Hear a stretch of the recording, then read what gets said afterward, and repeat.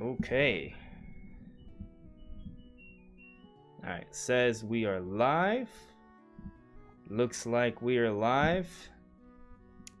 Welcome everyone, this is Andre's Restart, and today I am joined by D-Rock, also known as All Things Zelda. His YouTube channel is linked in the description below. How you doing, buddy? I'm good, man. I appreciate you having me on the show. I'm super excited to nerd out about Zelda. So Yeah. super excited. Yeah, man, for sure. It's gonna be awesome. Like we're just straight talking Zelda tonight. That is the plan. For those that want to talk about the Donkey Kong news, I mean, if you ask me a question in the chat, I'll talk about it. I won't ignore it. But that'll probably be more of something we'll focus on the Monday show. Tonight, what the plan is, we're gonna have it's gonna be slightly more structured, just because I want to do a little bit of a debate kind of thing. So the plan is for this first half hour or so, we're just gonna talk with you guys in the chat, do some Q&A, talk a little about Tears of the Kingdom, maybe exchange some theories, and then we'll go into some discussion on just kind of like how we feel about Wind Waker and Twilight Princess coming to Switch or whatever that may be their future. And then we'll have a dedicated 45-minute segment just kind of comparing both games and having a little bit of a friendly debate. We both love both games a lot. Like it's honestly a close call for both of us. But we're just gonna kind of talk about it, compare and contrast. And meanwhile, throughout this entire 45-minute segment, we're gonna put a poll up for you guys to vote and exchange your thoughts. And as we're talking about it, and you listen to people's opinions in the chat and our own, if your opinion changed, I encourage you to change your vote. What I want to see is that as we're going throughout the discussion, I want to see like a back and forth, because that'll just be really fun. So hopefully that happens. We'll see what happens. I think it'll be pretty cool. But yeah. Well, looks like Kieran Buckley has just upped on their membership. Thank you, Kieran. It's super appreciated. Let me know if that notification was not too loud or anything. Hopefully it sounded just right. But yeah, and actually, guys, also let me know how I sound, how D-Rock sounds, how the background music sounds. Let me know if everything sounds great. But with that said, D-Rock, how about you kind of talk a little bit about yourself, introduce yourself, tell people what you do. All right. Well, again, I appreciate you having me, man. It's really cool to just talk Zelda with another creative.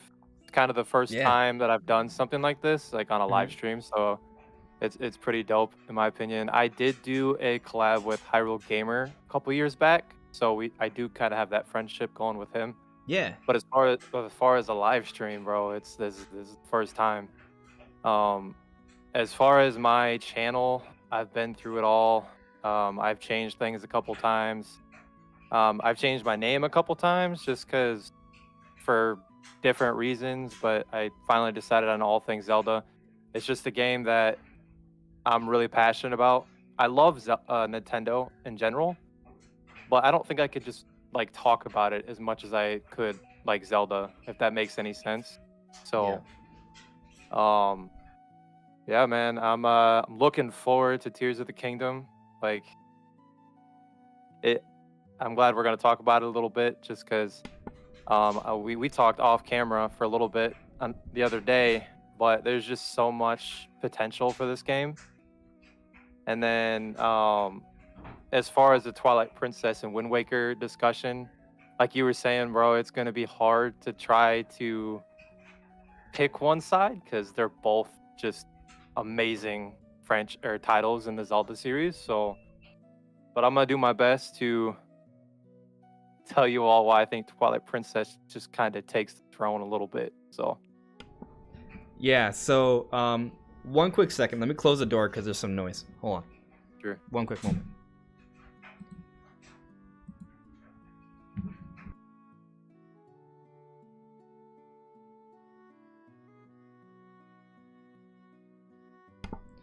Okay, I'm back. Alright.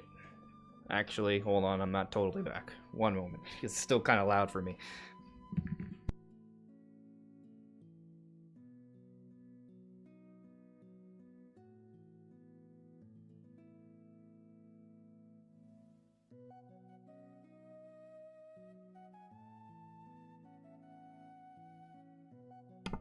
All right, now I'm back. The laundry room is like right by, and I've been leaving my room door open so Ruby, my cat, can come in.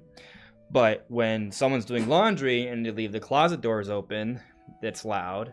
And when I leave my room door open, it's extra loud. So I closed one door and was like, no, that's not enough. Let me close both doors. So, yeah. Oh, wrong thing. There we go. Okay, cool. But you can hear me, right? Yeah, I can hear you, bro. All right, cool. And guys, let me know how everything is sounding on my end if you guys can hear me well. If there's any background noise, although if there is, I can't do much about it at this point. But yes, guys, like the stream. I see we have about 50-ish people watching, which is pretty solid for a Twilight Princess Wind Waker debate. I think it's pretty good. But if we could get more likes up, we got about 20 so far. Honestly, that's a lot. We just started, so I think that's pretty good. But if you could like the stream, it would be super appreciated. And by the way, make sure to subscribe to not only myself, because we are aiming for 25,000 subscribers by May 12th for Tears of the Kingdom. That is the goal. Seems lofty, but you know, we are picking up some momentum, so maybe. But also, please check out D-Rock. He makes some great Zelda videos, and his channel is linked in the description below. But you know, with that said, let's check in with the chat. Let's see how people are feeling, what people are talking about, and then we'll just kind of go with the flow for a little bit, let some people roll in, and then we'll move on to the debate a little bit later into this show. Sound good? Sounds good, man. All right, cool. All right, so AB James was here early. I don't know if I'm gonna read all of this, but you know what? Let's go for it. All right, AB James. The new notable differences in Tears of the Kingdom: a floating castle, the sky, the clouds, floating chunks of land, islands, torii gates, ancient structures, a mysterious character. No lies detected there. A broken master sword, a new arm, new rune-like abilities with new arm, new enemies, Redead, new bosses, Gleeok, a new cyclone circling Ibra. Still no lies detected. D-Rock, feel free to interrupt if you hear any lies there. ABJ, pools of malice, little green spirals. Yeah, there's a lot. I'm not gonna go over everything here, but yeah, there's tons of new things for sure. Bro, when I seen, so the first time that I watched the trailer, you know, creators, we watched it like 80,000 times, tried to, you know, pick it apart. I did not notice the Redeads right away. No. And as soon as I seen that, I freaked out. I made a community post about it. I'm like, it's one of the biggest wants that I wanted in Tears of the Kingdom, is to bring back them enemies of old, like from Ocarina of Time, or just, I'm waiting to see an Iron Knuckle or something like that, man. Like Dark Nut. It's just gonna be epic. Yeah, oh man, Dark Knight. We need to get one of those. Like, and I think the significance of the Dark Knight is if we get that, I think we could be looking at a little bit more of like an advanced combat, because I think they kind of, there's a lot more combat options in Breath of the Wild, but specifically with just sword combat, it was watered down compared to Skyward Sword and Twilight Princess, I think. Yeah, I mean, as far, I enjoyed the combat. I mean, yeah, for sure, it was definitely enjoyable. I really wish they would have did more with the remember in Twilight Princess when they had those hidden skills and stuff? Exactly. It like intertwined that. That's part of my argument, and I just spoiled it, I think. But anyways, I think that would have been so cool if they would have like introduced that a little bit in there. You know? Yeah, I mean, I think Twilight Princess had the best potential combat. I think this again kind of spoils part of my argument, but with Twilight Princess, even though it has really awesome advanced techniques, it's kind of part of the issue was that they weren't fully utilized. And it would be amazing if they were to take some of those combat techniques, build on that for maybe not different weapon classes, including the sword, and give us enemies that we can fully utilize that with. Like, there are already some good enemies that I think, you know, they could, if they were to tweak some things, that there would be a lot to do. Like, you got the Lynels, for example, and there's different, you know, dodging, parrying mechanics. Build on that. I mean, if they were to kind of go almost like in a Dark Souls-like direction in terms of combat, I think that would be really cool. And if you give us Dark Nuts, like, that's very Dark Souls-esque because you're literally fighting knights with heavy armor, right? And I think that there's a lot of potential there. So I'm hoping that they're improving on the combat for Tears of the Kingdom. I mean, we at least have an idea that they've explored giving us more options with the bow, because we've seen that pattern how Link has different like animations of aiming the bow in the air, which might mean advanced air combat, which that sounds really awesome. Maybe there's enemies in the sky we'll be fighting too. Like that would be really cool. Yes, sir. Yeah, that when they it just seems like they're, well, from the little stuff that we've gotten, the little snippets that Nintendo has been doing, it just seems like that there's gonna be a lot going on, guy. So, I just hope it's not. I love Skyward Sword, and a lot of people in the chat are probably gonna be like, "What is wrong with you?" But I really love Skyward Sword. I just hope the sky is more invasive and there's a lot more to do. You know? Oh It yeah, just seemed like in Skyward Sword you were going from like the yeah, Lanayru region to Farin, and then that was pretty much it, with a yeah. little bit of islands in between. I feel like Tears of the Kingdom is almost them trying to right the wrong of Skyward Sword. I mean, the entire Breath of the Wild as well, right? Like they with Skyward Sword, they went very linear, and I remember playing Skyward Sword, and my hope the entire game was like, man, I really hope we can kind of open this up. Like I want to be able to go. I wanted a seamless adventure, because like you had these different provinces, but they were all locked away. You would have to go up into the sky and go back down to get to another area. Like it wasn't a seamless thing. It wasn't a connected world. Skyward Sword made me really want a connected world. So what did they do? They gave us Breath of the Wild, a fully seamless connected world that you can kind of progress in any order you choose. So it's like the exact opposite of Skyward Sword. But also, to your point about the sky exploration, it still felt like it left a lot to be desired. Now, with Tears of the Kingdom, we are having a very explorable sky, and not only that, it seems like they're from a technological perspective, I think they're actually doing something kind of special here, because when you consider just the scope and the scale, the draw distance, what I really mean with Breath of the Wild, was already pretty immense. But now with Tears of the Kingdom, that's amplified, because you still have everything out where, in terms of like the X and Y coordinate, that's still there, but they're expanding on the Z axis significantly, right? Like we're going far higher up, but we can still see all the way down. And from what we've seen in the gameplay, in theory, you can dive from the highest islands and go all the way down to the surface, perhaps even below that. So like the scope, the draw distance is a lot greater. And what's cool about that is that it's, again, kind of like doing the exact opposite of Skyward Sword, because Skyward Sword had all these loading in zones, and I didn't hate going through the little sky portals, but it was definitely very limiting. And in Tears of the Kingdom, It's the exact opposite. You want to get down to the surface, there's no loading zones, there's none of that. You're gonna go from almost maybe space to hell or something like that. Like you can do that, which sounds amazing. But actually, Dude, go on. Oh, I was just gonna. Do you think the Switch can handle the no loading screens there? Because I feel like it's just gonna be like, that would be amazing if there was like no loading. Like, let's say you're all the way up in the sky and then you literally have full control as you're going down. Do you think the Switch is gonna be able to handle that? I think we've already seen enough evidence to suggest that that's what they're doing. Yeah. At least in terms of the sky and the surface. You could maybe debate the underground. We haven't seen them. Okay.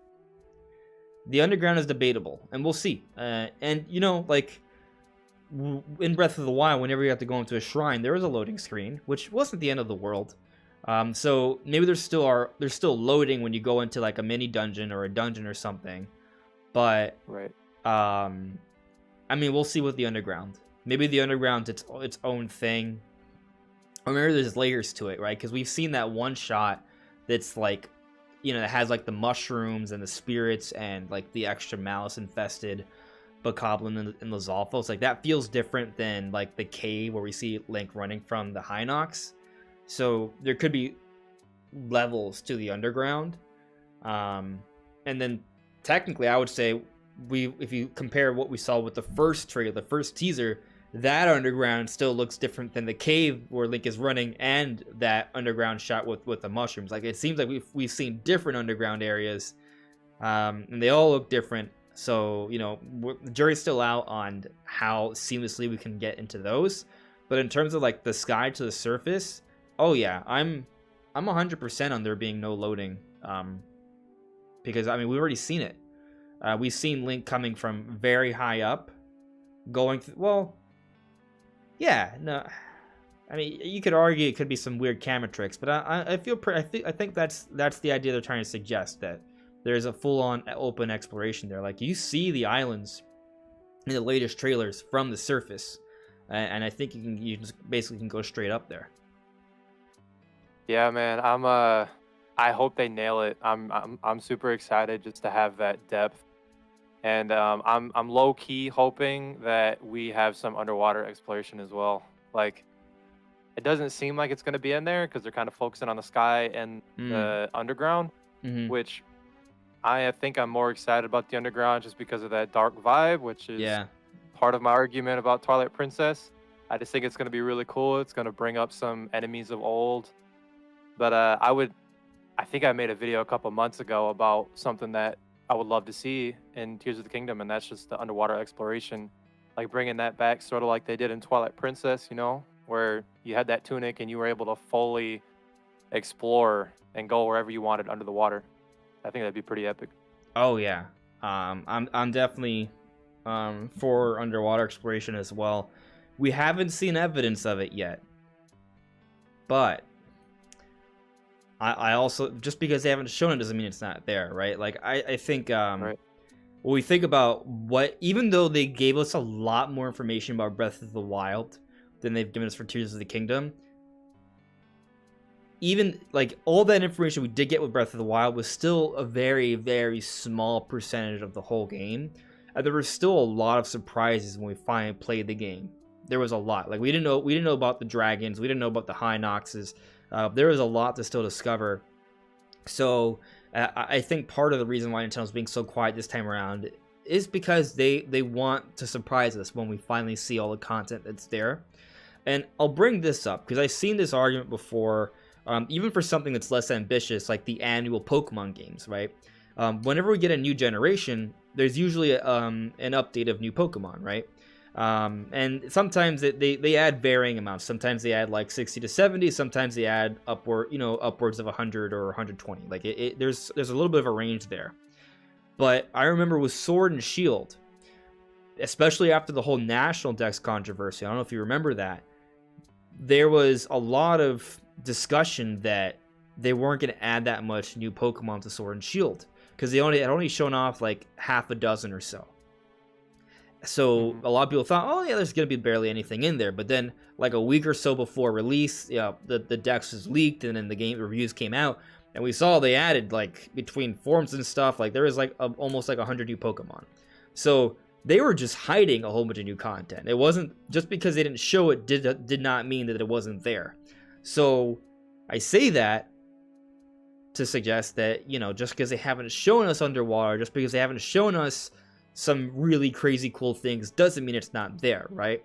I think the idea with Tears of the Kingdom is that they've been really, really quiet and conservative with what they've shown off. Think about this for a second. So the two technical official trailers we've gotten, so the one that just happened with the Direct, and then the one before they gave us the name, each of those trailers are about 90 seconds and about 2 minutes long. Very short. The two official trailers we got for Breath of the Wild were like 3 to 3.5 minutes long. That's a significant difference in time, you know? It is. That kind of just goes to show that they're intentionally not showing a lot. And I don't think that's because they don't have a lot to show. I mean, if that's the case, I think that would be mind-boggling, because they've been working on this game for over half a decade. I know the pandemic is probably delayed some things, but they were also building off of Breath of the Wild, right? Like, it was a sequel. I thought initially when they announced it was a direct sequel, I thought the idea was to get it out sooner. And ironically, it's the longest gap ever between Zeldas. So what that tells me either A, they really messed up, or B, this is a big epic game that's just truly rich and dense with content. So Yeah, I'm gonna man. play the I'm optimistic side and assume that this is just gonna be a real banger.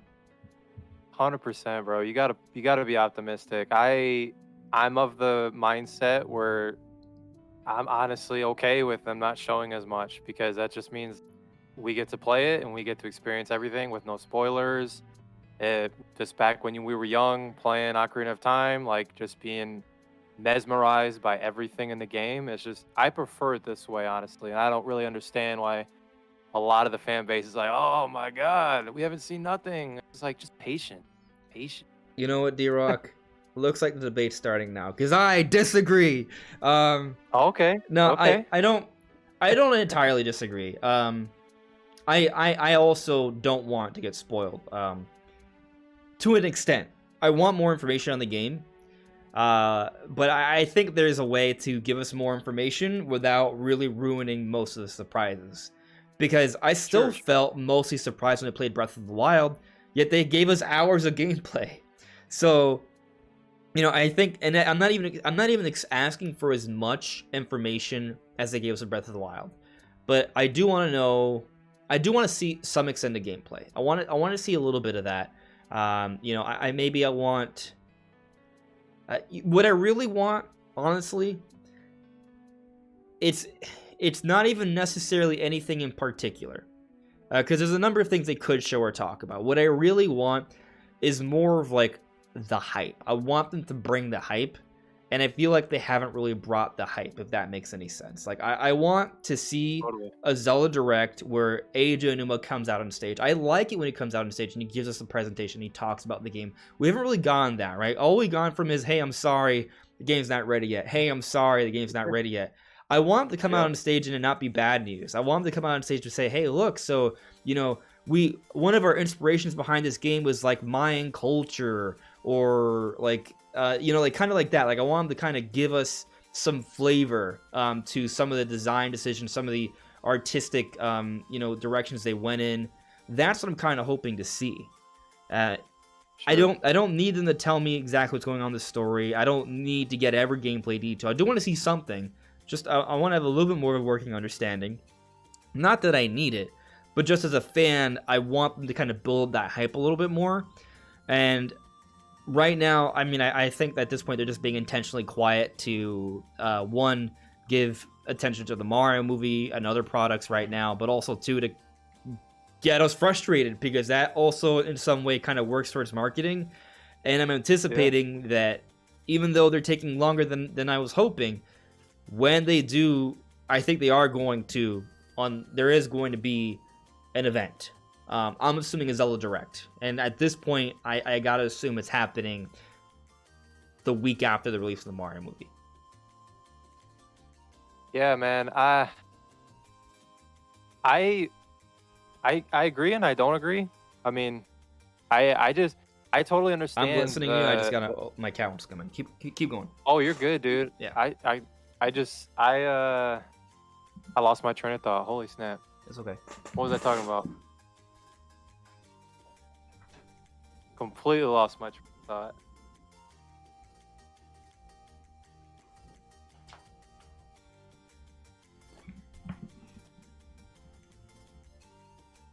You still there? Yeah, I'm still there. I'm trying to remember what were we talking about. You said you agree and disagree with me. Yeah. I'm ready for it, to be honest. And the whole Mario thing, like, maybe I'm a bit biased, but I feel like they give way more attention to Mario. Like, that debate where it's like, what's more popular, what sells more, Zelda or Mario? I know it's like, I'm not a numbers guy, but is it even close? Like, sales? Breath of the Wild, it's all about Mario money. Odyssey. Yeah, I mean, like, they just, like, even with the 30th anniversary, it's like, we got nothing. Well, yeah. Well, we got something, but not as much as Mario, for sure. Yeah. I don't know. I think that we also got to understand that a lot of the decisions come from Japan. And, what Japan thinks isn't necessarily what America thinks or what Europe thinks. And that said, I also think Nintendo gets it more than. I'm not saying they're perfect. They're not perfect, but I do think there's a lot of value right now in the Mario movie. I think the Mario movie is. I know. If I'm gonna rank my favorite Nintendo franchises, Zelda's number one, and then Mario, Metroid, and Xenoblade are kind of in like that top 4 category, right? And then everything else is like around there. But well, that said, I think right now the Mario movie is more important than Tears of the Kingdom. And right. I wish it was the other way around, because I want more Zelda information, and I think Tears of the Kingdom in terms of games is maybe one of the most important games in years. But the Mario movie is more than a game. And what I mean is that with this movie, they have the potential to kind of go in a completely new direction. In the sense that if the movie's successful, what that means is more movies. It means maybe a Donkey Kong movie, maybe a Luigi's Mansion movie, maybe a Zelda movie. And who knows what the future holds, right? Like imagine a world, and I don't mean immediately, okay? Don't misconstrue my words here, guys. I'm not trying to say that Nintendo immediately is going to start pumping out 7 movies a year and they're going to be watered down, repetitive like Marvel. No, that's not what I'm getting at. But imagine they do start moving in that direction of more regular movie releases, and they find a strong, solid formula, and we see these different Nintendo franchises really flourish. Think about Marvel for a second, because I think it is a good comparison. A lot of these heroes, most people didn't know about. Like, I mean, think about it. Like, how many people... I understand there's definitely an audience there for comics, right? The same way there's an audience for Nintendo fans, but it's not like you can go down the street and say, hey, are you a huge Zelda nerd? You might get lucky, and they might be like, yeah. They also might be like, dude, video games are for kids. Like, there's a whole range of people out there, right?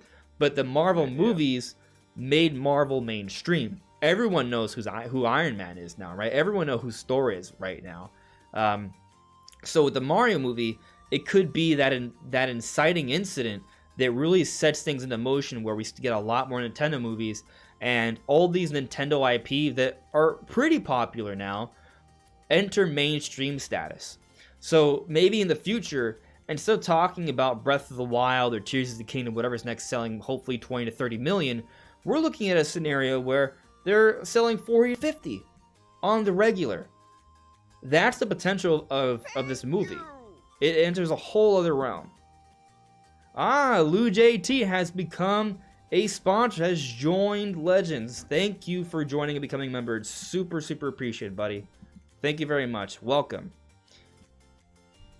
Yeah, man, I totally get the movie thing. Like that, just the potential, like you were saying. And then, don't get me wrong, from what we've seen, it does look like the animation is very, very well done.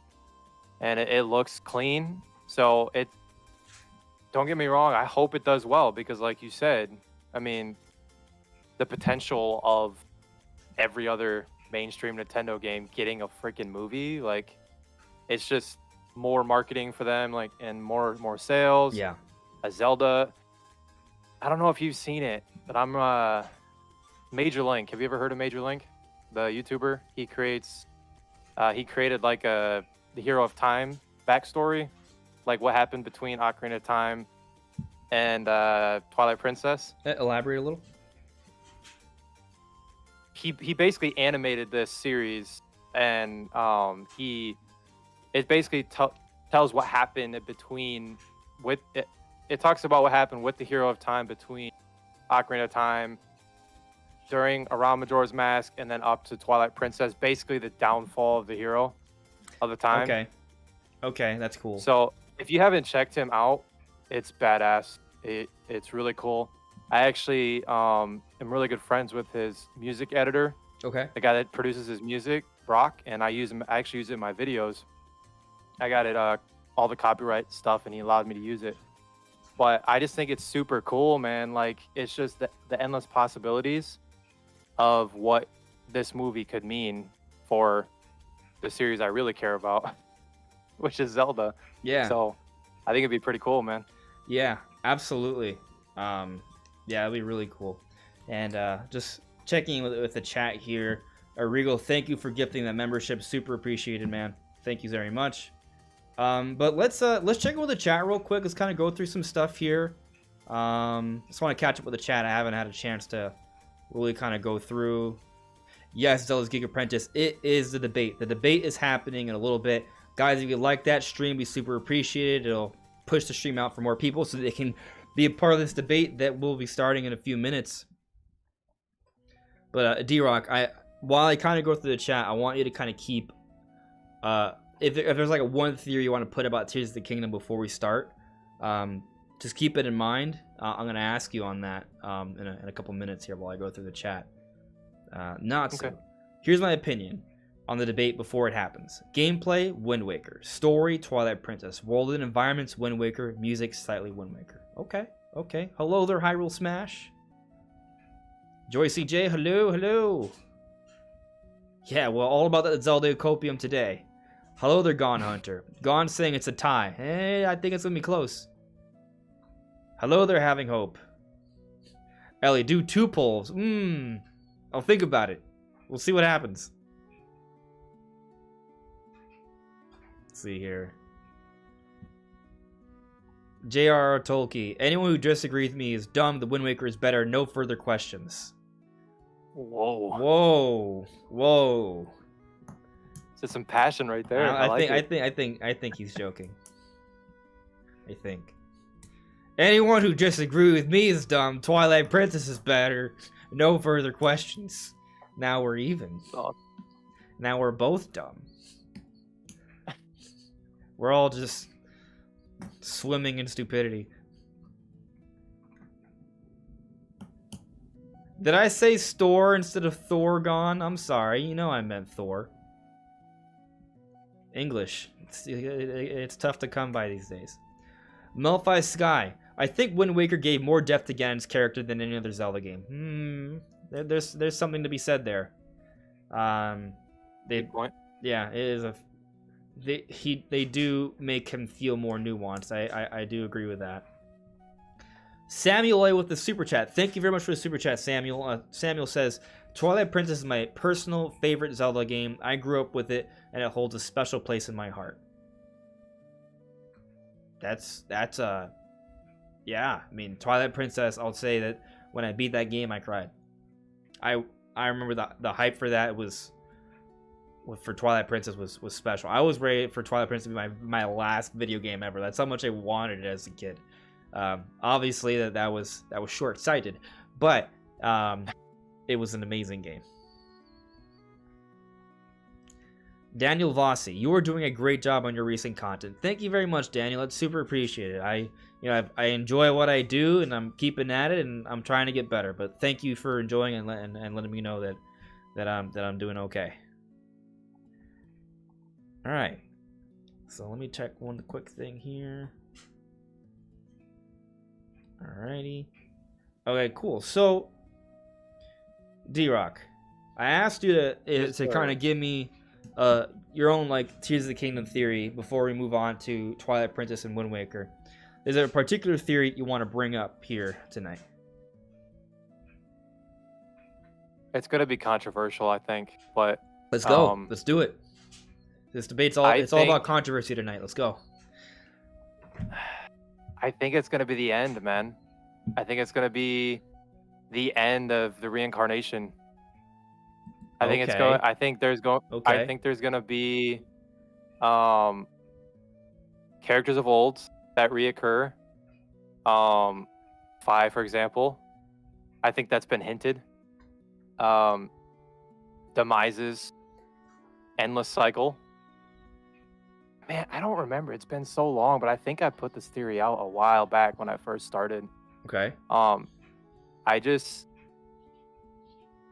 It just seems like everything is coming full circle, and it feels like it's just going to be the end of the hatred cycle, the reincarnation of Link, the reincarnation of Princess Zelda, and it's hard to articulate it, man. That's I know it's. What's the chat saying to that? I'm curious. Like, what do they think All about right. Well, the? they wanted. You know what? They asked for 2 polls, so let's do 2 polls. This is the pre-poll. This is the pre-poll. All right. Let me put it in there. Let's see what you guys think. I'll give you my thoughts in a moment. All right. So and if you want me to tweak the question, just let me know.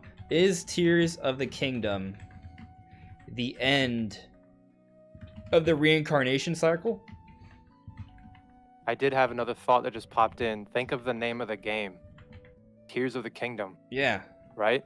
But is that a good question to ask? Is Tears of the Kingdom the end of the reincarnation cycle? Does that encapsulate your theory? Or would you want me to word it differently? Yeah, I would say that's fine. Okay. All right. I would. Yeah, I would say that works. I was just thinking that just popped into my head. Just the title of the game. It's just so many good theories from Zeltic and Nintendo Bandit. I think he just changed his name. Really cool guy. Hyrule Gamer. Like, just the title itself just gives away so many. Like, I feel like it's just going to be the end of the reincarnation, the end of the tears of everything that's happened, all the sorrow that's happened up to this point. It's interesting that I say that because if this is the end, like, what's next for Zelda? You know, like, they could just go in a completely different way. I don't know what that way is, but I feel like just the title alone, you can kind of expect there to be a dramatic finish, maybe just like a clash. I don't know if you've played Kingdom Hearts. It's probably my second favorite video game series of all time, where the Dark Seeker saga ended, and it was just a clash between the Seekers of Darkness and the Wielders of the Light, and it just ended that saga, and then there's going to be a new saga that starts. So, all right. I mean, so before I tell you what I think, I didn't play Spirit Tracks, but I'm just kind of curious. If you did you get a chance to play Spirit Tracks? I was kind of hoping you could answer this for me.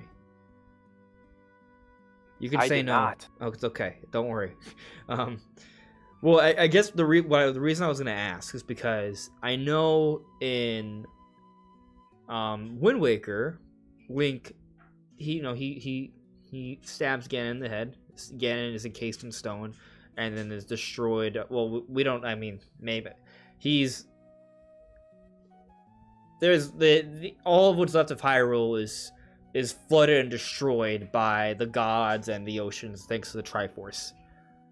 And then that's it. It's the idea is that that Hyrule, that land is gone forever, right? That's kind of like the implication. Although Breath of the Wild might suggest otherwise, with all the rock salts everywhere. But that's another discussion.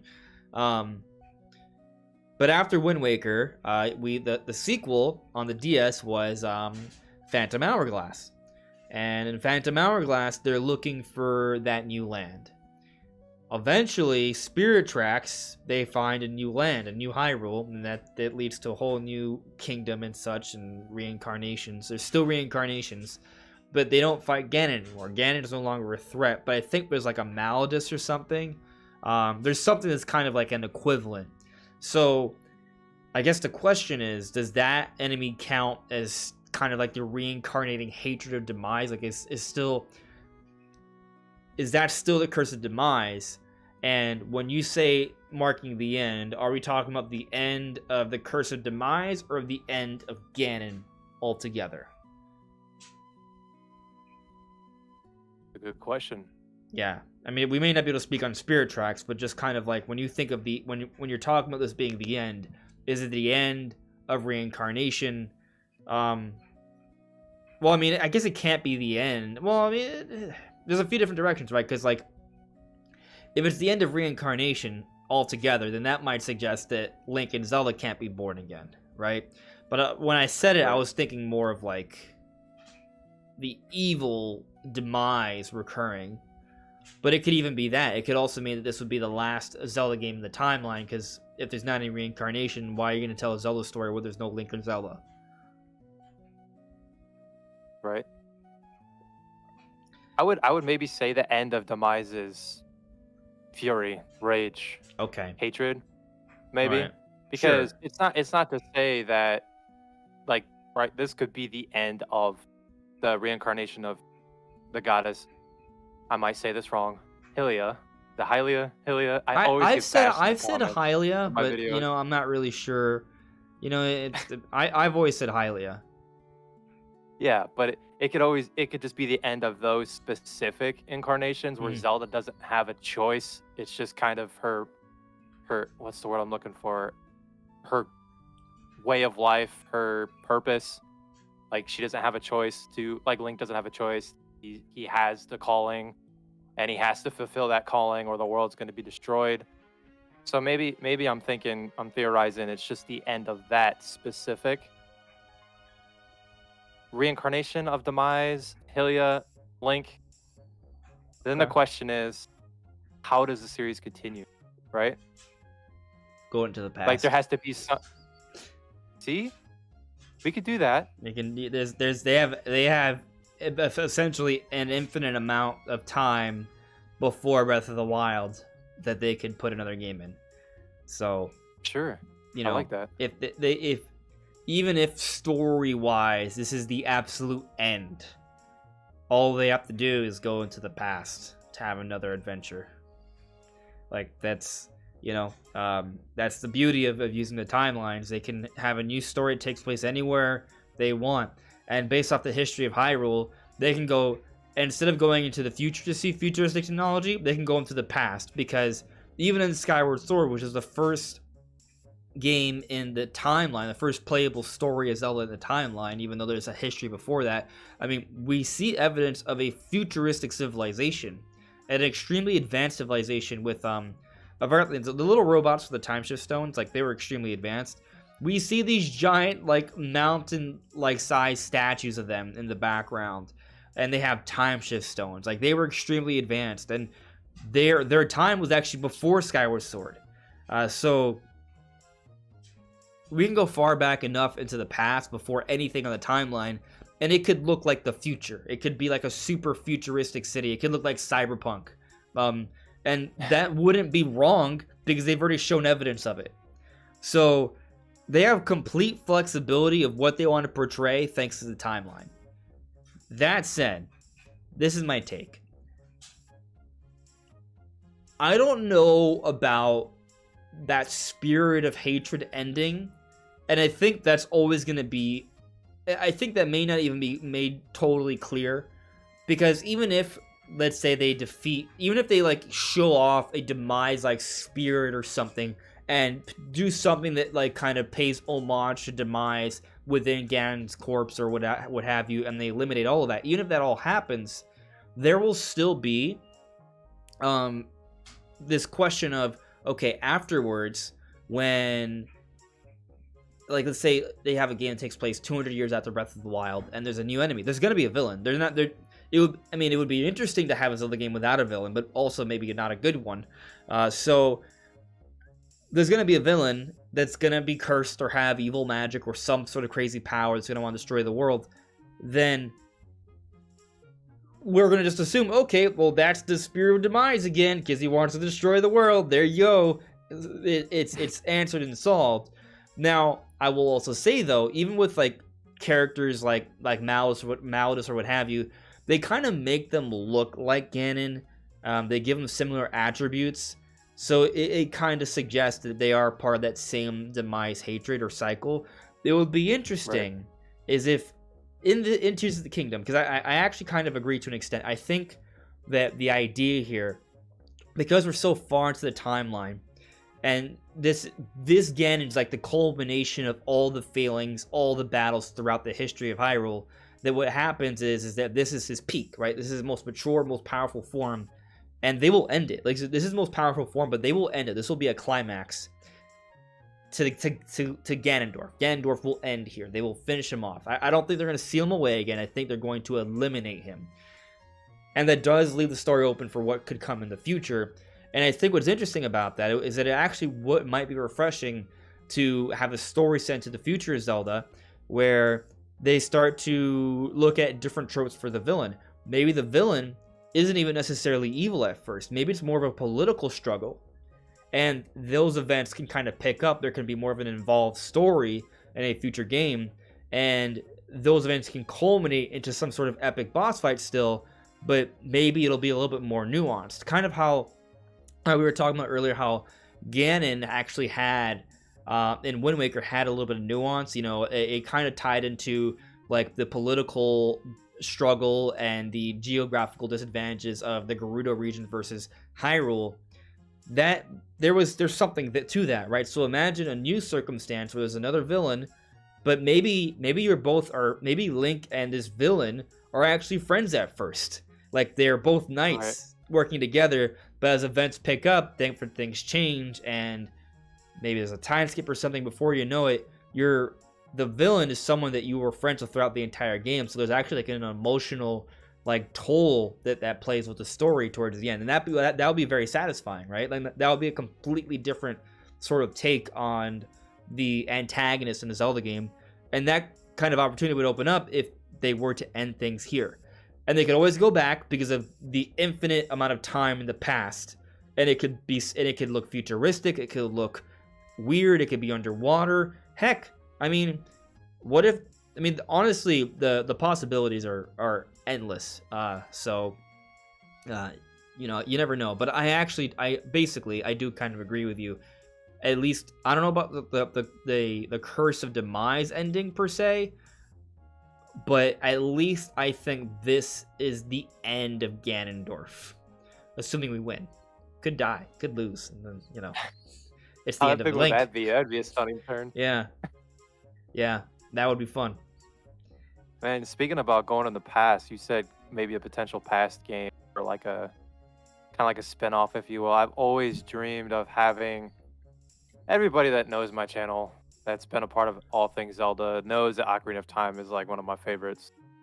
I always wanted them to make a game on the amount of time that happened basically when Zelda had to flee with Impa and her training to become Impa. I think that would be like such an amazing like game to play. Like how Impa trained Zelda in that 7-year gap, be ready for what happens in Ocarina of Time 7 years later. I think that'd be super cool to have a game like that. Yeah, I mean, I remember there was Retro Studios had this concept to make a game just based off was it Emperor Chic? Trying to remember. I mean, similar style of character, right? If we think like the Ocarina of Time designs, but it would be cool to kind of like see something based off that for sure. I mean, and let me throw this idea at you: what if Zelda takes on a Chic role in this game? Oh, I doubt it, but I mean, I only doubt it because this Zelda's a scholar, right? Like she would have had to have been training behind the scenes. It doesn't seem likely, especially because I don't see any Sheikah that even seem capable of training Zelda to be kind of like a Sheik, you know, like right. Impa's an old lady now, right? And Purah, which looks like her successor, doesn't seem like much of a warrior or a guardian, right? She looks like someone. She looks like someone, not Purah. Paya. Purah's It gets confusing because Purah's a scientist, and I think Paya is the girl that lives with Impa. If I'm getting the names right. I think it was her granddaughter, I believe. Yeah. My point is though is that there's no one that kind of fits like young Impa, you know. Besides Impa, and we did kind of see that in Age of Calamity, which would be interesting. Anyways, I don't think it's likely that we'll see Sheik, although I mean, you know, you never know, right? Like maybe they could bring out a character that could train her like that, or maybe Impa can still train Zelda even though, you know, she's an old lady. Like she's an old lady, but that doesn't mean she's incapable, right? She could potentially train Zelda to be someone like Sheik. it's not impossible. Or, you know, it could be some sort of like goddess power thing where she can have the knowledge of all previous Zeldas within her. So there's ways that they can kind of shoehorn in Chic if they really wanted to. But I mean, I guess the real reason I'm kind of thinking about it is because you know how like in the trailer they kind of suggest that Zelda falls down a hole. If she goes missing at first, but then throughout the game there's like this mysterious figure, and it turns out that it's Zelda, and she just kind of took on this role because of Ganon. That would be fun. Yeah, I know you wanted to start that debate here in a minute, but I'm curious, what do you Yeah. think about her being playable in Tears of the Kingdom?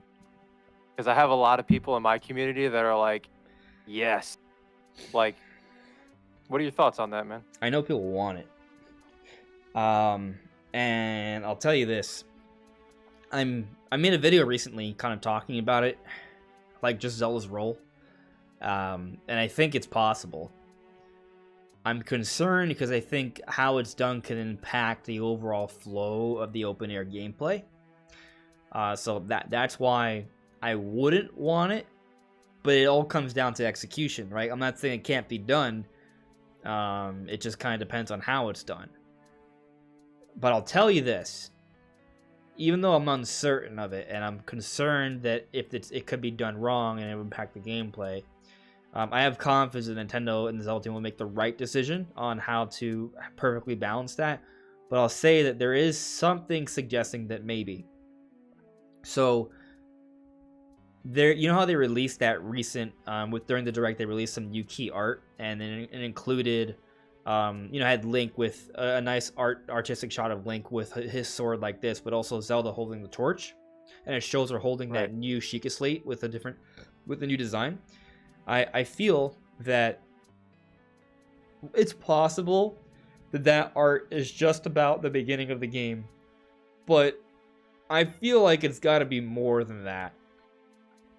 Now, that could just then be teasing this new Sheikah Slate that may play a role with the game with Link, and Zelda's just missing somewhere. But it also could suggest that maybe she has her own role with the game, because she has this slate, she has this torch, maybe those are her tools. What if she's kind of like Ashley in Resident Evil 4? You know, like Link is Leon, Ashley is Zelda, in the sense that Leon and Link, they're the badasses, right? They're the ones kicking ass, taking names, exploring, doing the bulk of the game. But those be these occasional moments where they become playable, and they're not fighters. They're more of the intellectual type, right? Where they have to think about their environment, take advantage of that. And maybe with Zelda, she's going to use the torch, just like some cool, they'll play around with maybe like a new lighting engine and shadows to hide and then sneak around. But then also with this new Sheikah Slate, maybe it's their way to bring back the Sheikah Slate abilities, not just throw them out, because Link's going to have new abilities that are similar but different. Maybe they can bring them back, and we can use these abilities for these particular sections. And the reason I bring this up as an idea is because, you know that one shot where they show the underground area with like the mushrooms? And the like little blue flames? What if Zelda's goal is to collect these different blue flames because they're spirits? So she's kind of like, you know how in Skyward Sword and Twilight Princess they had those segments where you were collecting like tears? What if we're collecting tears for a third time? Except this time it's with Zelda. There'll be those tear collection quests where she's underground, hiding from these different enemies, using her torch to see in the dark, using her Sheikah Slate to maybe, like, for example, grab metal boxes, which interestingly are nicely placed in the center of the screen when they show that one panning shot of that underground area with the giant mushrooms. What if that's just a purely like Zelda area that explores there, and her job is to maybe collect spirits, maybe open up pathways for Link to get down there. So maybe at first Link can't get down there, but with the Zelda section, she kind of slowly opens up the underground world for him. So think about this for a moment. I know I'm kind of like going from one point to another, but it's kind of like all connected, you know what I mean? You know how like we see like Malice kind of shooting up from Death Mountain and Hyrule Castle, and we see like these different like puddles throughout the world.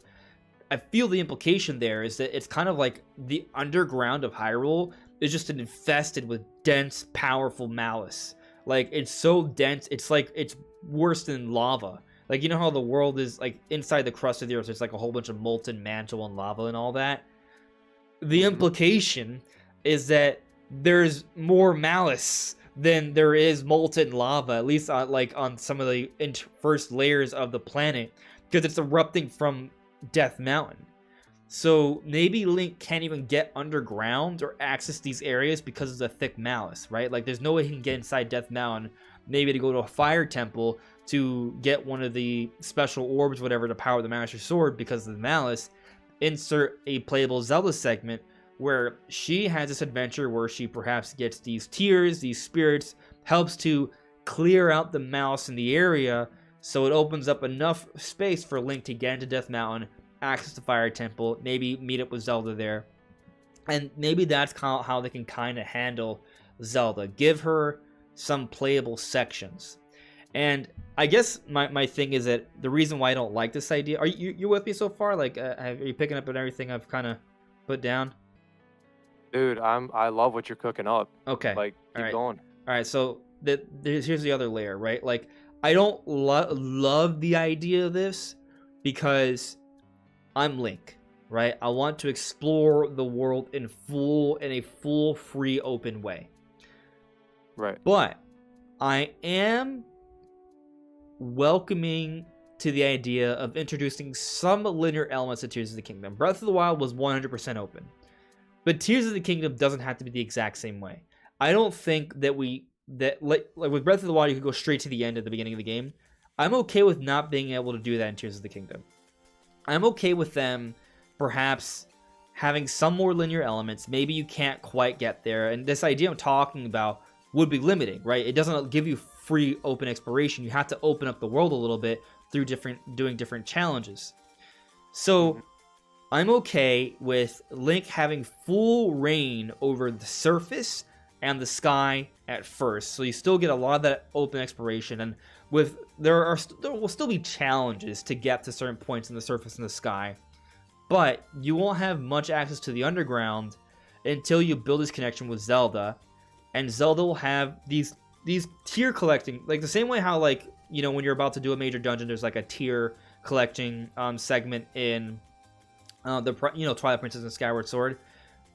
These moments will happen when you progress the story a little bit, when you approach a dungeon and you establish the connection with Zelda, and she'll open up a particular section, and once she does that, she opens up more of the world for you to explore. So after that point, you'll have this maybe 30-minute segment where you play as Zelda to open up this spot. You go back to Link, you can explore the world fully, but the underground becomes a little bit more accessible, and you can now explore that area with Link afterwards. And maybe when you're playing as Zelda, if you want to back out at any point, you can still go back to Link to explore the surface and the sky. But the main goal is that after a certain point, everything is going to be fully open to explore sky, surface, and underground. So you still get that full open world seamless experience, but it's just kind of something you have to build up throughout the game. I'm okay with that. We'll see how they do it, though. Yeah, man. I see. I'm of the very minority of Breath of the Wild fan that didn't love how open it was. Like, okay, I'm of the the original. I think I'm part of the original fan base where you can be too linear, but I think I have like a slight dose of OCD, or what is it called? Like squirrel moments. I happen so much in Breath of the Wild. Like, here's what you need to do.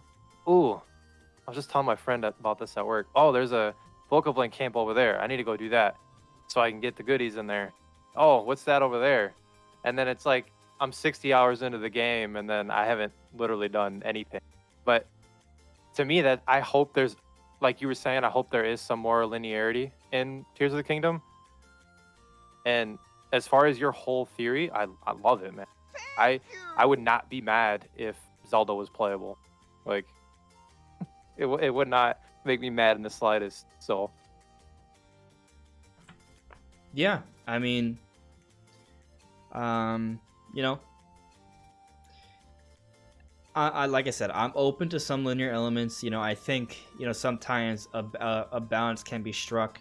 I think with Breath of the Wild, they wanted to kind of the idea was to kind of go in a complete open direction, intentionally ignore some Zelda tropes, just so they can reach uncharted territory. Tears of the Kingdom, I see a little bit of regression, but a good type of regression. I kind of hope there's some linear elements because that does facilitate a better story, right? And so maybe Tears of the Kingdom can strike the best balance of linearity that perhaps gives us some of that fan service areas, like that's a possibility, and then also you get you can still get the good story, like those are options. Yeah, man, I think it's gonna be a beautiful game for sure. I can't wait. Yeah. Let's see here. I see here DW for Smash has gifted a membership, and Net We Know Now 9 is now a member. Awesome. That is awesome. Thank you for doing that, guys. Super appreciated. That's epic. So you guys are getting ads during the live stream. Okay, I will have to take a look at that, and I'll make adjustments to that later on. Okay. Let's see here.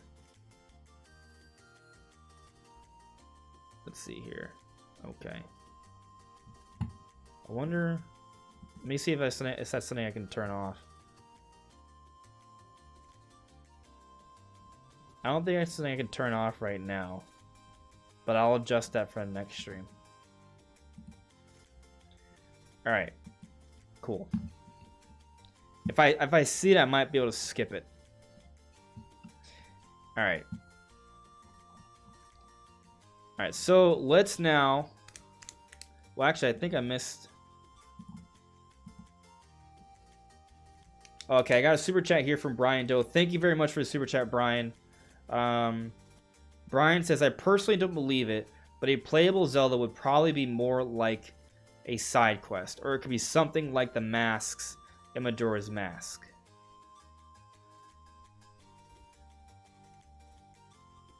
Okay, like something optional, but you could do that could benefit you.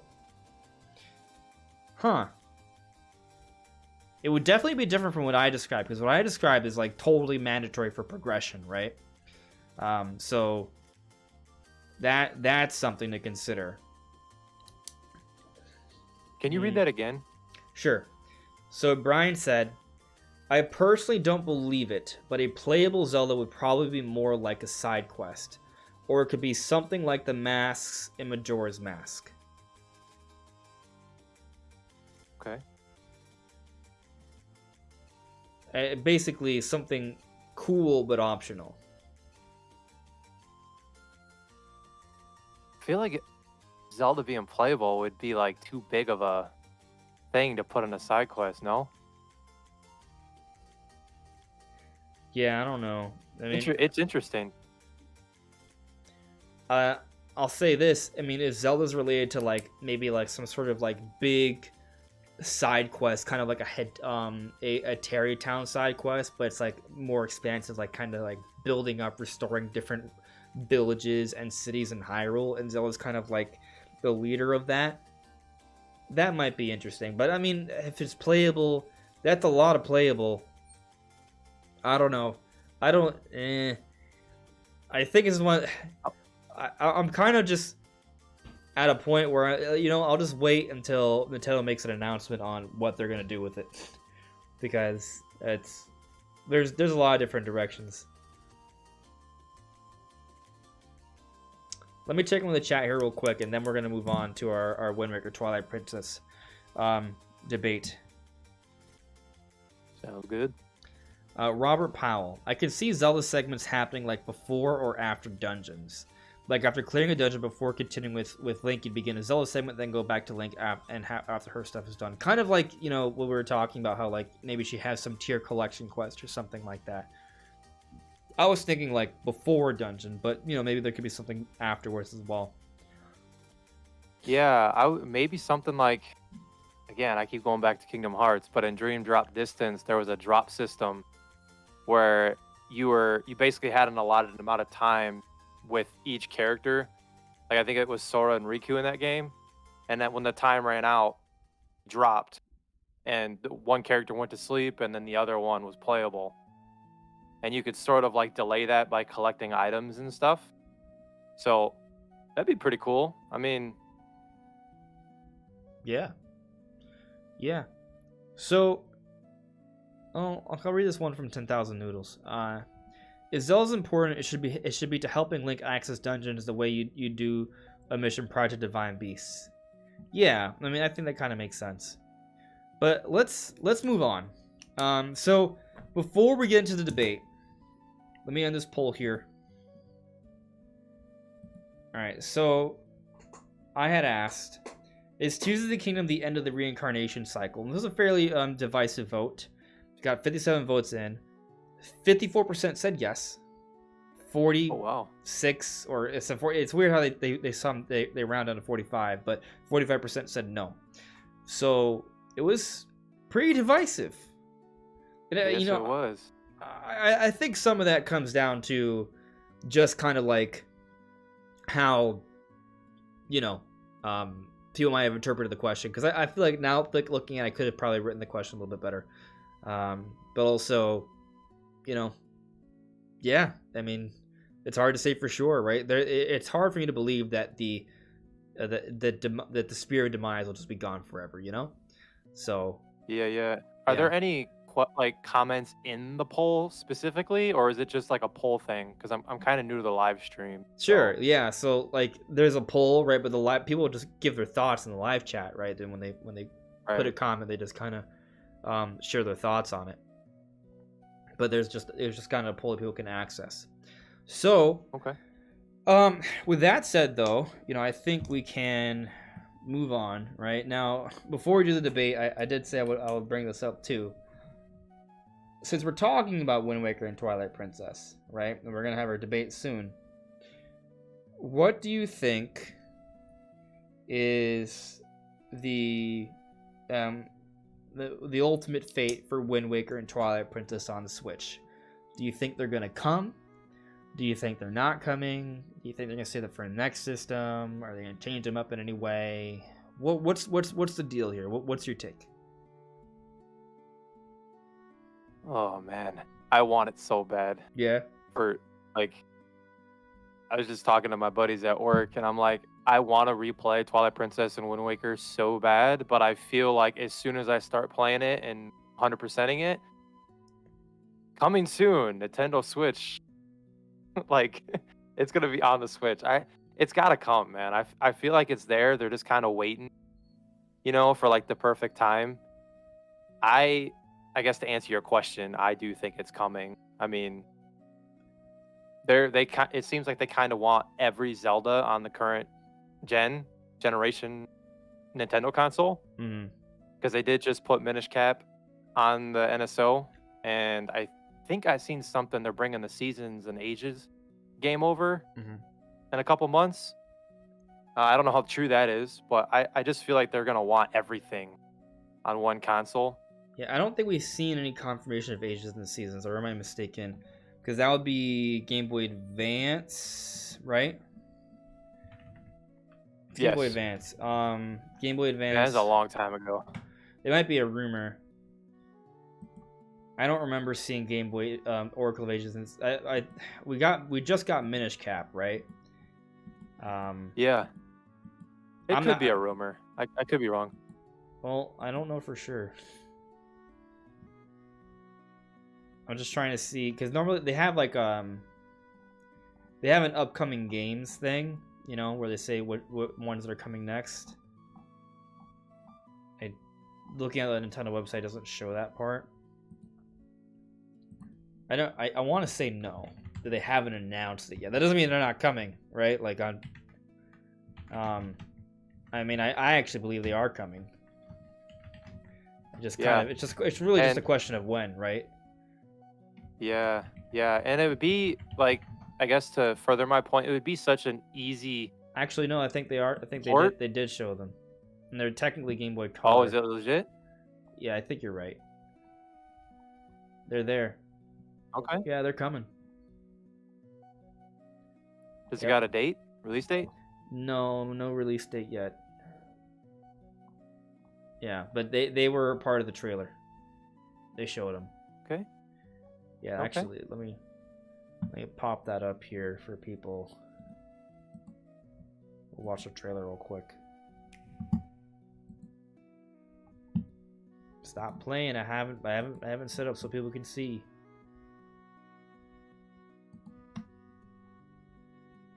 Just making sure it's doing its thing.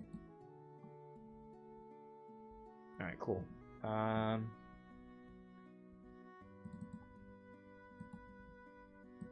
right, there. Now you can see it.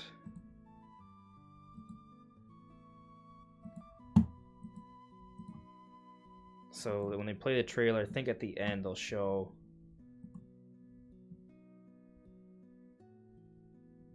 Right now, it's showing Game Boy Advance, and I want to say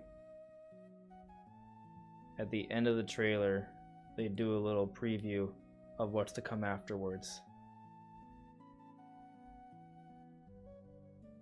Right now, they're showing off multiplayer. And up to 4 players can play together. Yeah, it's right there at the end. More games will be added to I this remember those library games as being well. difficult, man. I don't know, maybe because I was just like really young.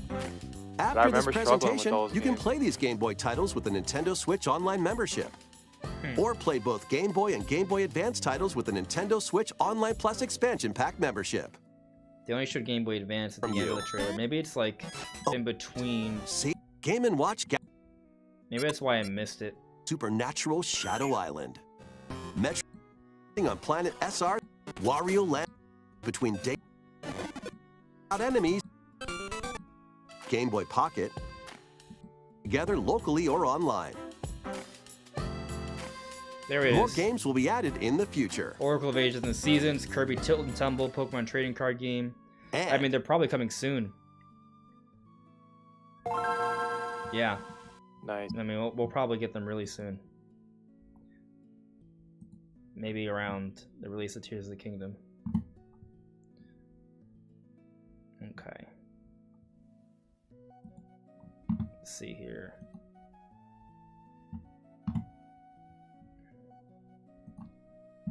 All right.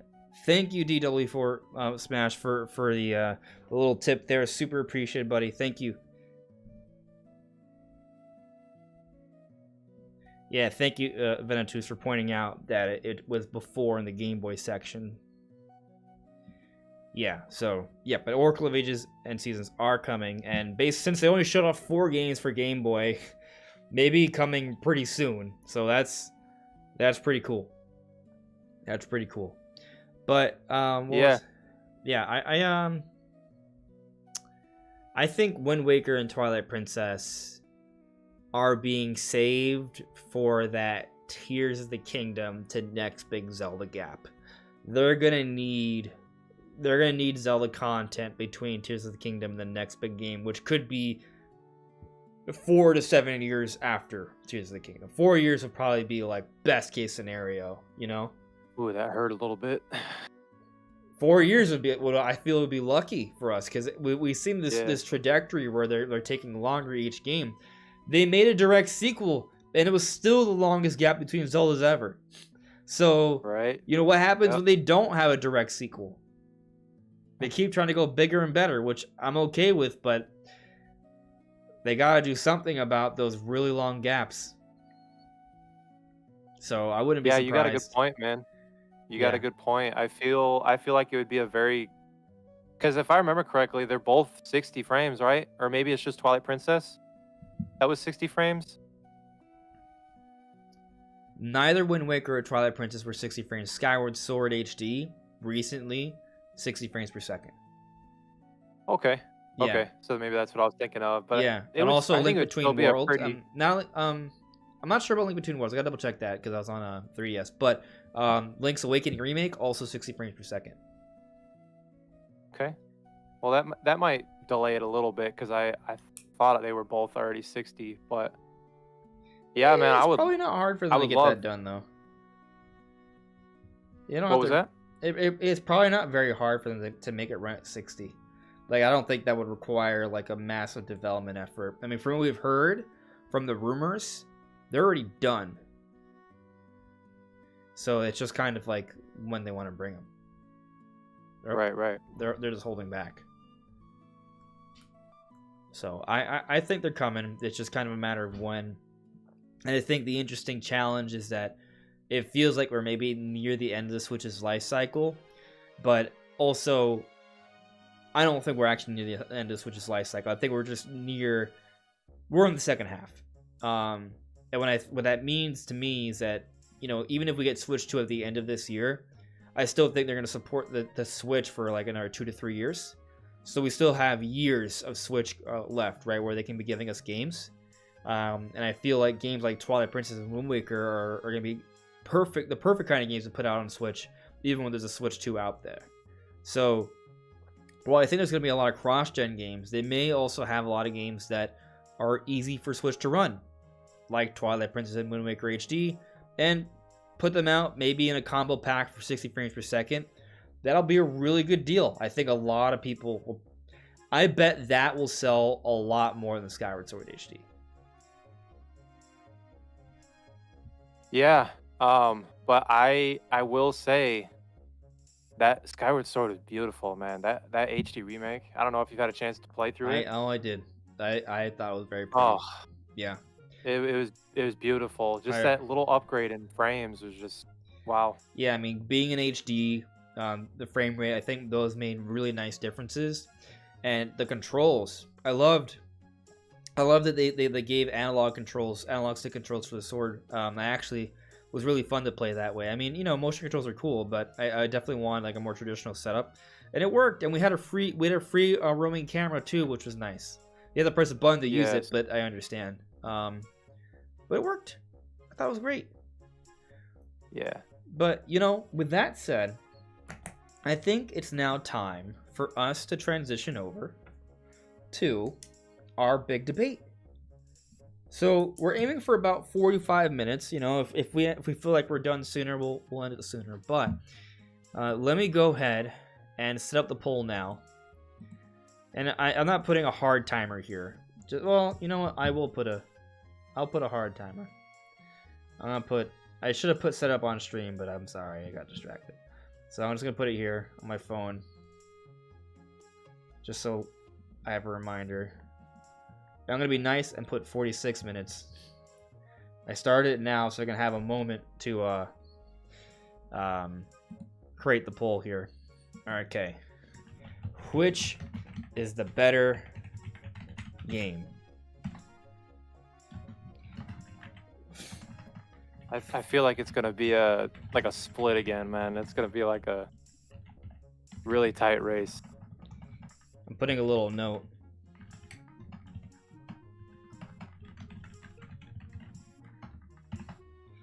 So I'm saying which is the better game ? But in parentheticals I'm saying feel free to change your opinion throughout this discussion. So if you're wavering, feel free to go back to the poll and change it. I'm okay with that. All right, Wind Waker came out first, so I'm gonna write it down first. Or you could argue I should go in ABC order instead. I'm showing my bias already. Well, you also argue best for last. All right. Yes. All right, which is a better game? Wind Waker, Twilight Princess. Here we go. Okay. So,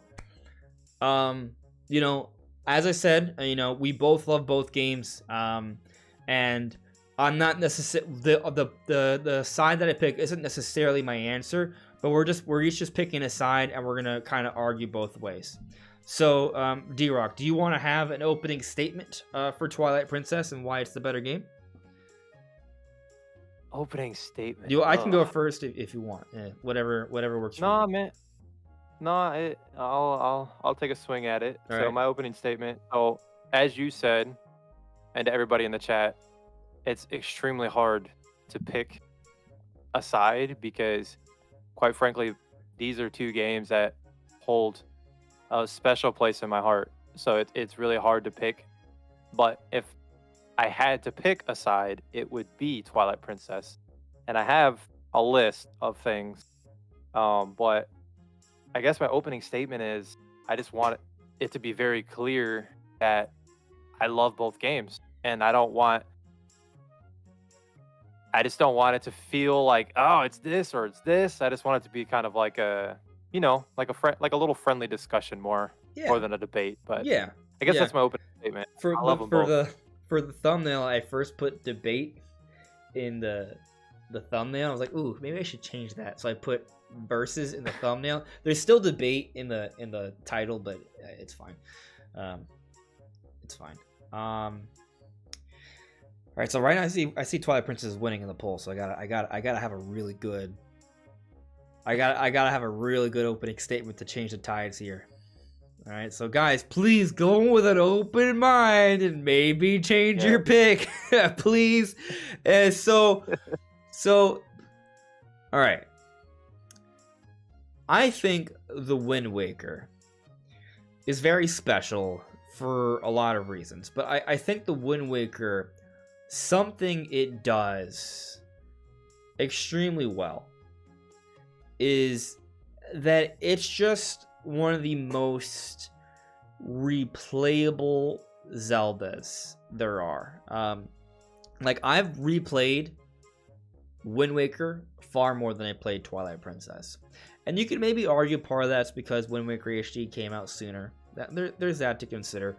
But it's also, I feel, a more well-rounded experience. And in some ways, it's because it's a shorter game, which you could argue against Wind Waker's case. But the way Wind Waker starts on Outset Island, to me, is a way better beginning than the beginning for Twilight Princess. Twilight Princess, it's kind of like a little bit of a slog. There's some cool elements there. I'm not saying it's all bad, but there's a number of like little fetch quests and different things you have to do before you can really get into the pace of things, and you have to do all the wolf stuff before you can like just play as normal Link going through dungeons. It takes a while before you get there. The Wind Waker, they kind of do some things that are different but exciting. Like, you first start off on this island, which is very different from all other Zelda games. Most Zelda games have sprawling fields, which are amazing, but Wind Waker has this open sea. It feels unique. And you're on this beautiful sunny island, and it just flows, and it's so well animated. And you have this nice, cozy, little village with your sister and your grandma and your friends. And you get to explore this cool, like, mountainous forest area, and then these pirates come in, and your sister's taken. And that whole action sequence is very hype. But then as you leave, your grandma's upset, and it kind of tugs you at the heartstrings very early on. I feel like Wind Waker hits you at the heartstrings really early on. Most of the Zeldas don't do that, so it kind of picks you up in terms of from an emotional perspective. And then you're thrown to the Forsaken Fortress. There's a lot of humor and story going on. Definitely a pace you're not expecting from other Zelda games. But you get some action pretty early on, and then you're thrown, and then that's pretty quick. And then before you know it, you're going to the forest dungeon, and you see the Deku Tree, and there's all this history here. And I'm kind of summing up the beginning of the game, but I guess the ultimate point to finish up my opening statement is just there's a lot of twists and turns in the Wind Waker, and it does a really good job of pulling at your emotional heartstrings. It's a fun adventure that starts off with humble beginnings, but with some exciting moments, and it has this epic, amazing, emotional, and really cool climactic end, and it's just a very satisfying overall experience for me. Man, it's hard to argue the beginning of the game, because if this debate was just on the beginning, I think Wind Waker would win, like 100%. Because, like you said, Twilight Princess is very mundane to me. It's very, I get to, or like, hoard up these cows or whatever they're called, the goats, and then I get, there's just not that much of a connection at the beginning. But overall, I think you did say something about like like the cheeriness of it and everything, and then there was also the emotion, like the Yeah. emotion side of it. When we talked earlier, that's one of my points is I love the dark vibe, like of Twilight Princess. Like it's probably one of the Majora's Mask is one of my all-time favorites. Like that's probably an unpopular opinion, but a moon that's literally staring you in the face for 3 days, and if you don't stop it, it's the end of the world. Like to me, I love the dark vibes in Zelda games, Oh yeah. and that's why Tears of the Kingdom I think is going to be like the pinnacle of that. Sure. But getting back to Twilight Princess, I just that dark vibe to it is just something that I wouldn't say I'm attracted to, but it draws my attention more, and it brings me in more. Not to say that Wind Waker is like cheery and colorful, like I love that too. So it's harder to really decide on that. But if I had to pick, definitely Twilight Princess dark vibe. If we're talking about beginning, I agree. Wind Waker wins by a long shot. Okay. Yeah. Yeah. I mean, I feel like, you already agree, so it's kind of like why beat a dead horse there, right? I think that the beginning of Wind Waker is super strong, but to your point about the darkness, Twilight Princess does have that over the Wind Waker. Like Twilight Princess has this darkness to it, this sort of surreal feel, and that's cool. Like Midna, she's awesome. Like she's an amazing character. And we'll get to companion characters a little bit later. But the truth is, I can't really compete. Wind Waker can't compete with the edginess or the darkness of Twilight Princess, right? Like I like the Halloween theme, not Halloween per se. I don't mean Halloween theme. What I mean is, I like Halloween, right? I like kind of like those themes. Sometimes like that's cool. So the darkness of Twilight Princess and Majora's Mask, Tears of the Kingdom. I agree with you there. I see the value in that. But and Wind Waker just goes in a different direction. That's what it is. And I'll say, because it has more of this bright, cheery thing, it's kind of like, it's uplifting to play. Like you go out on the seas, you're exploring these different islands, doing these different side quests, all these fun, quirky characters, which I think Wind Waker has over Twilight Princess. I feel like the characters in Twilight Princess, they're weird and quirky, but because of the art style, they're kind of creepy, and to me, not in a fun way. Wind Waker, I think, has some really quality, fun side characters, some good, fun side quests, some good fun. I mean, actually, Twilight Princess has a great minigame, so I probably shouldn't have mentioned that because, But I think because of that cheery nature, it's a very fun, sprawling adventure, like an open sea adventure. It kind of simulates an open world experience that most games couldn't really pull off back in the day then. And I think because of this cheery atmosphere and this toon-like look that really offers great expressions with their characters and helps out with the adventure, it really sets up that climactic end, though. Because, as I mentioned, there are these emotional beats with the grandma, the sister, Tetra, the King of Red Lions, and even Ganon with his background. But when Link does his final strike and stabs Ganon in the head, that's a huge, crazy moment. Like, I think Wind Waker, not only does it have very clearly the better beginning, I also think it has the better end. I think that ending in Wind Waker is one of the best endings in Zelda. And in part, the reason why that end is so strong is it's because it's so shocking, right? Especially when you consider the narrative of Wind Waker back when it first came out. People were making fun of it, thinking ill of it because of how kiddie it was, and they wanted like a realistic Zelda, which is why we got Twilight Princess afterwards as kind of like a, an answer to those desires. But because of that sort of childlike look of Wind Waker, when Link stabs Ganon in the head, everyone was shook. Like, I was like, holy shit, did he just do what I think he just did? Like, you kind of like, it's shocking, but it's amazing. And then they follow up this shocking moment that arguably ends Ganon in that timeline for good with that emotional ending. So I actually think the cheeriness of Wind Waker serves a very impactful story a lot, and I would say it makes a bigger difference for the Wind Waker than the moodiness makes for Twilight Princess. Man, that is a very, very good argument, man. Twilight I Princess is still winning personally, though by 1%.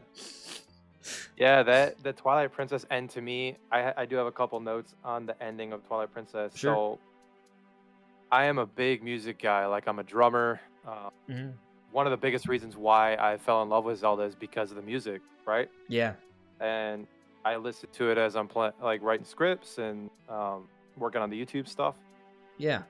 To me, the most epic thing in a Twilight Princess, one of the many, is when you're climbing Hyrule Castle and you got that build up of Ganon's theme, and every level that you go up, it gets bigger and it gets deeper. The enemies get stronger, it gets darker, and you get to that ultimate climax of seeing Ganondorf just sitting there like, come at me, at the top of the castle. And then you get those 3 phases of Ganon. You got Beast, well, the puppet Zelda. Actually, Yeah. there's 4. Yeah, it's 4. Puppet Zelda, and then you got Beast Ganon, and then the horseback. Love that. It was just brilliant. And then the melee fight with the swords, and then of course you get the stab, which it's debatable on which stab is better. I mean, stab to the face or stab to the chest. But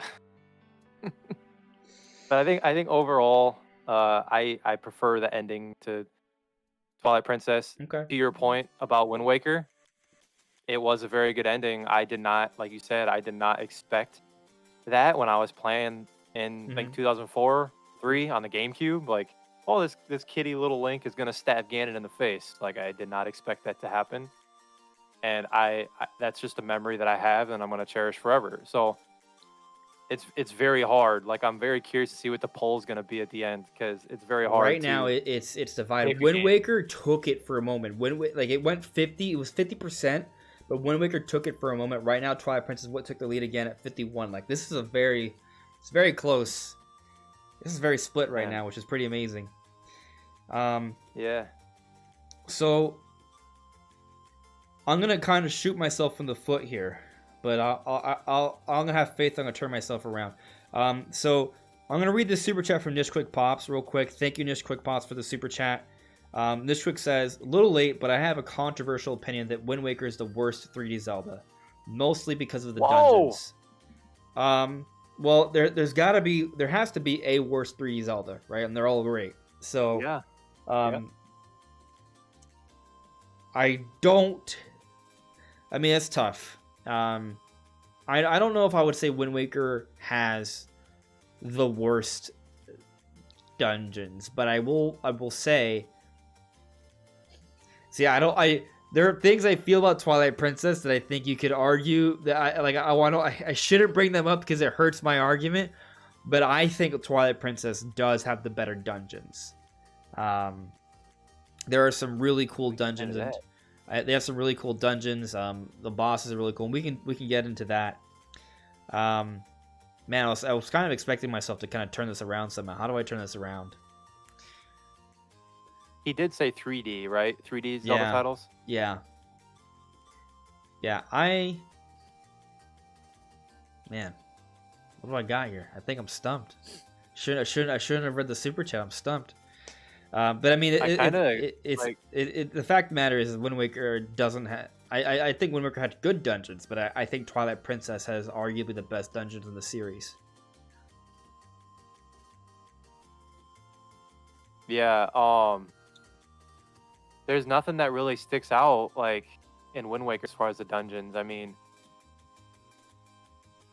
the music in the dungeons was phenomenal. I got to give it to Wind Waker that like I always notice the music. Yeah. The soundtracks in there are magnificent. Dragon Roost Island is a staple, obviously. Yeah. So we're playing right now in the background for the podcast. So, yeah, that's very cool. It is pretty good. Twilight Princess has some really good tracks too, and like some of my favorites are from the dungeons. Music is tough. All right, this is something that Wind Waker does destroy Twilight Princess in. It is not even close.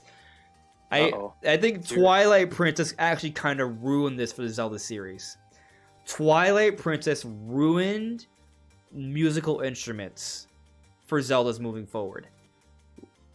So, like, I loved how in Ocarina of Time you played the Ocarina and in Majora's Mask, and in the Wind Waker you had the Wind Waker, and it was amazing. You could play you could use the Wind Waker to play the different songs, and it was also easier to do in the Wii U version, the HD version, and playing around with the wind was fun.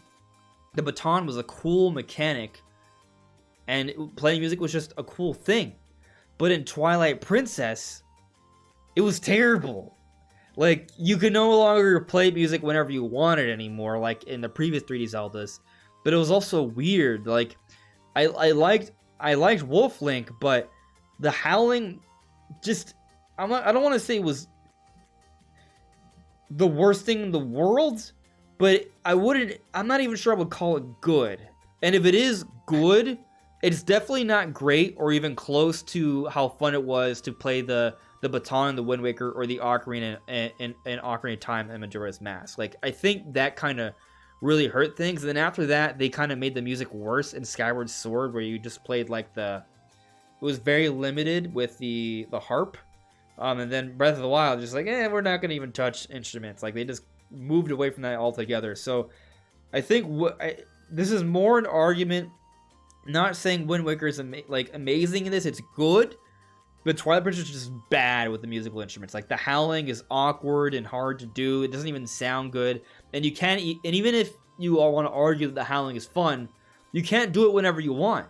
In the Wind Waker, you can play the baton whenever you want, and you can do different things. You can change the day and night cycle. You can change the wind. You can teleport. Like, those are all fun things to do. So I feel like that should be a strong point in Wind Waker's favor. Dude, that's a very good point. I don't think anybody can argue with that. I don't. Like you said, in the Wind Waker, before someone says wolf howling's the best thing ever, what's wrong with you?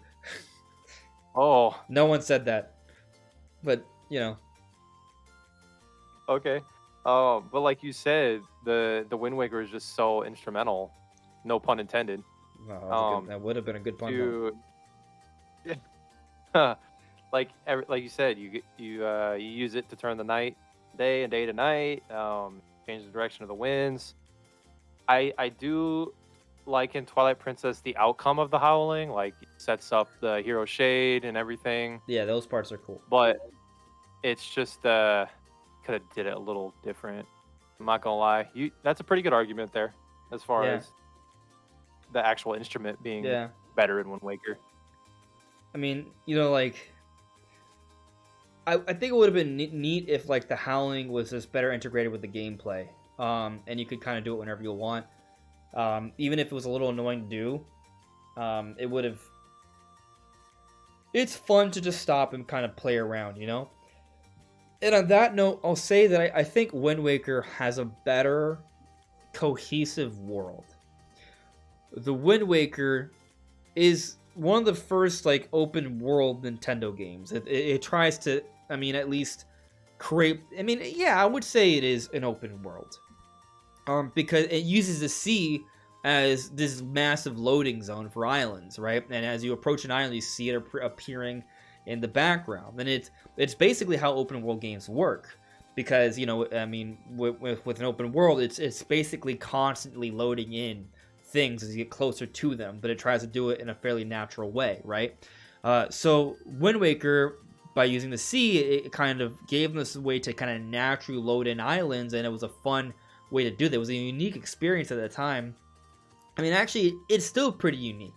And I think that's another point in Wind Waker's favor. Wind Waker feels more different than I would say Twilight Princess does. Like, Twilight Princess, you kind of get somewhat of that experience from Ocarina of Time or in Breath of the Wild, right? Like, I'm not saying Twilight Princess doesn't have its own thing. I'm like, again, I love Twilight Princess, and I'm trying to make Twilight Princess seem worse than it is because of this debate, right? But I'm not lying either. Twilight Princess, I would say, is not the most unique Zelda, while Wind Waker kind of stands on its own as its own unique experience. And as you're exploring the world, I would say the side quests are better than Twilight Princess. It's a little bit more cohesive.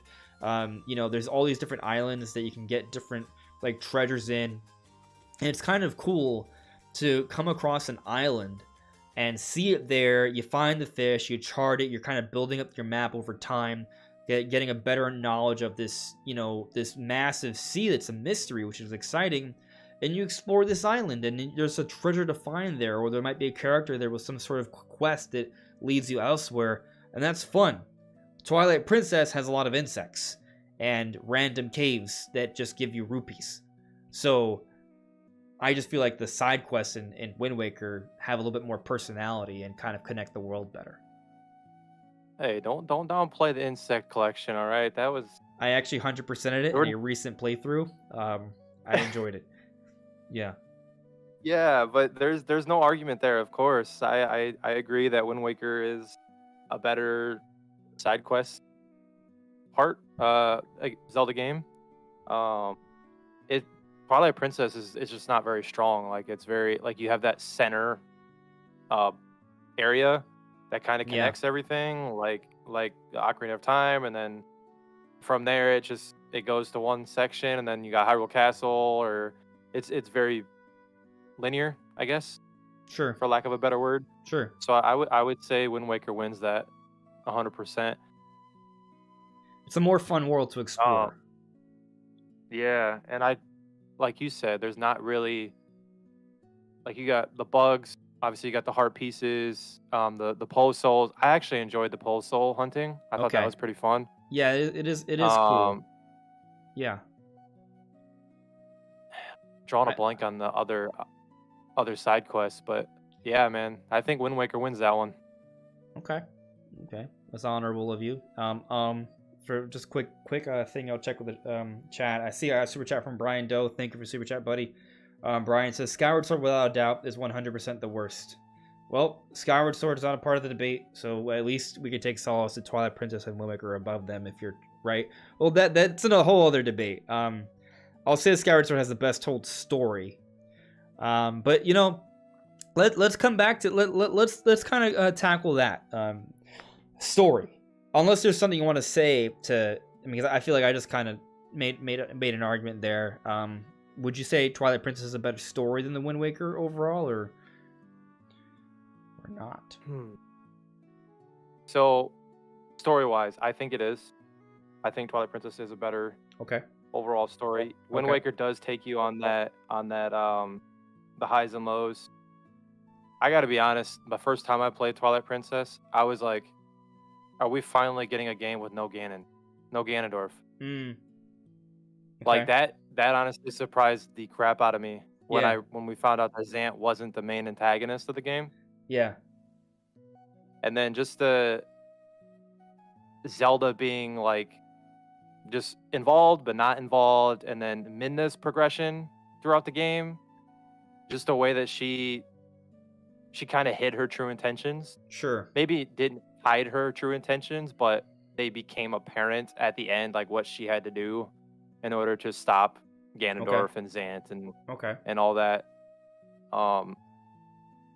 Both the stories are so well done, because Wind Waker does have that, it starts out, oh, this is pretty cool, I'm with my sister and then my grandma, and then all of a sudden my sister gets stolen, and then I got to go on this journey to prove myself to be the hero. And then, but it's kind of the same with Link in Twilight Princess, right? He loses his woman, Ilia, and then it just falls down from there, and then Midna finds him in the Twilight, and it's just a roller coaster. What story? I gotta say Twilight Princess, man, because that reveal at the end, it surprised me to no end when I first played it. Yeah, and it really shocked me. I recently played both Wind Waker and Twilight Princess. For this debate, even though it took like 2 months to get to the debate, but playing through Twilight Princess, I would say my first time playing through it, yes, Ganondorf felt like kind of a surprise, but it was also like, oh, come on, Ganondorf again? That was like kind of part of my thought with that.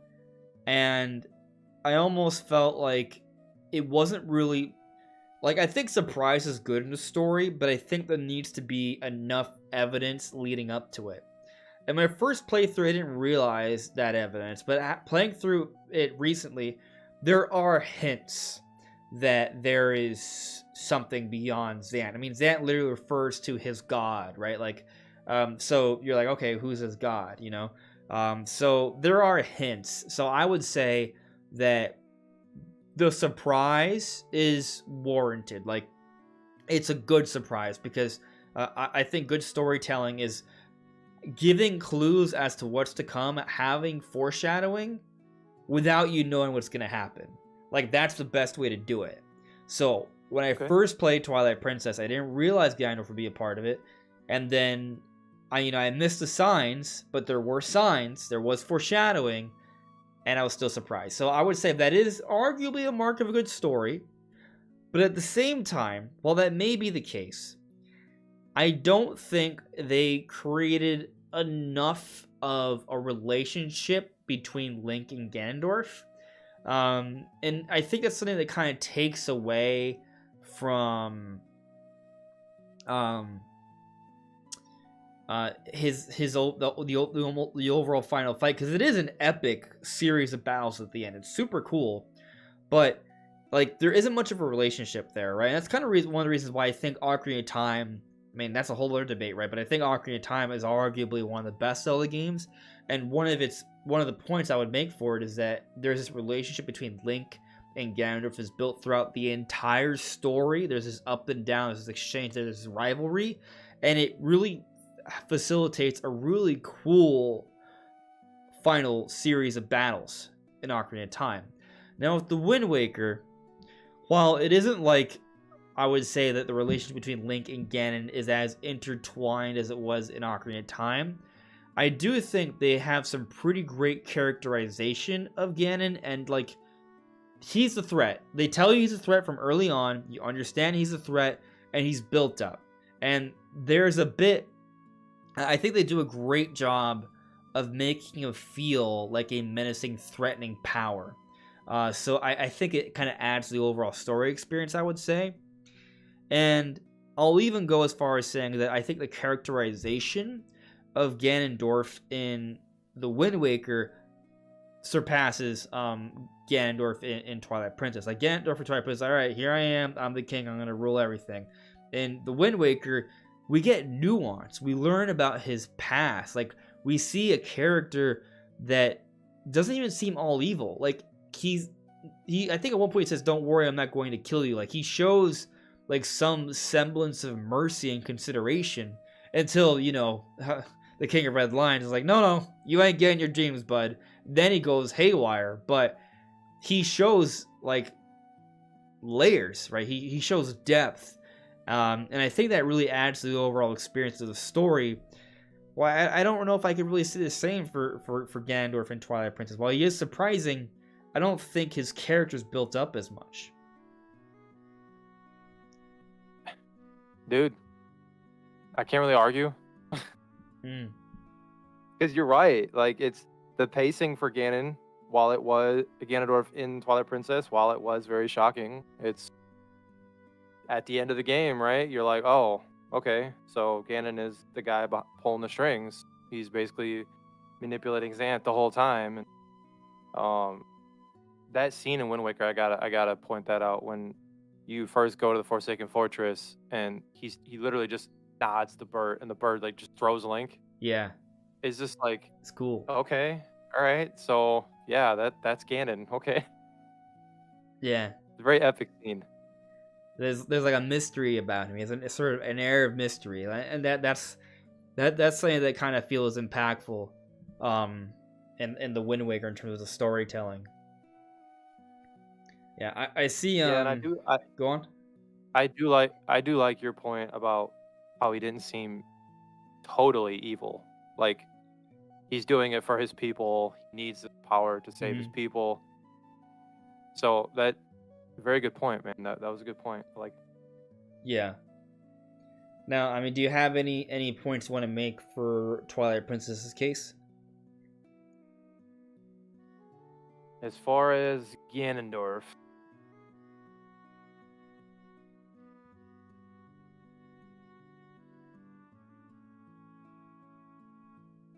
He's cool dude. I don't know, man. He's Yeah, a cool dude. it's tough. What's that poll looking like? Twilight Princess is winning, 52%. Okay. Yeah. Okay. If we were just to base it on the end, though, I still think Twilight Princess wins just because of that. Like I said, the build up and the music, and I just felt like he was more menacing, like more evil in Ganondorf in Twilight Princess. You know, Just I'll the give way you this. I think the very end of the Wind Waker is blatantly better than the very end of Twilight Princess. Well, I don't. I know the Midna part is very touching as well. It's very good. It's hard for me to say it's bad. I do think that the final sequence, like the final dungeon in Twilight Princess, is very cool. The final dungeon in the Wind Waker is okay. I'm not in love with the final dungeon in the Wind Waker, but I am in love with the setting. Going back to Hyrule in the Wind Waker is a cool feeling because you're on the seas, right? Like, and getting to see Hyrule from the past, especially if you go back to when you played it back in the day, right? Like back on the GameCube when we were waiting. It was years because we, Ocarina of Time. And we wanted to kind of see Hyrule again, it on a better with a better system, but we couldn't because they didn't when we were on the seas until Twilight Princess later on. So it was cool to see that and to kind of explore a little bit. It was like a little bit of a tease, and that was kind of a cool experience there that I just thought was fun. Like, and I thought the whole concept of Hyrule being underwater, like the setting, was cool. It was just a cool setup there. But I mean, I'm not gonna lie to you. I do think that the final dungeon and the having 4 phases, like I think in terms of phases, like they try to one up Ocarina of Time with the 4 phases. Yeah. I still think they failed ultimately because I think that you do need to have, like, if there's not much of a rivalry, it doesn't feel as impactful. But losing Twilight Princess, I mean Midna, it's not. I wasn't wrong by calling her Twilight Princess, but losing Midna, that was impactful, and a good way for the story. That does make a difference, and then her send off at the end is pretty big. Yeah, man. We kind of like touched on them briefly, but are we in agreement that Twilight Princess has the better dungeons? Yeah,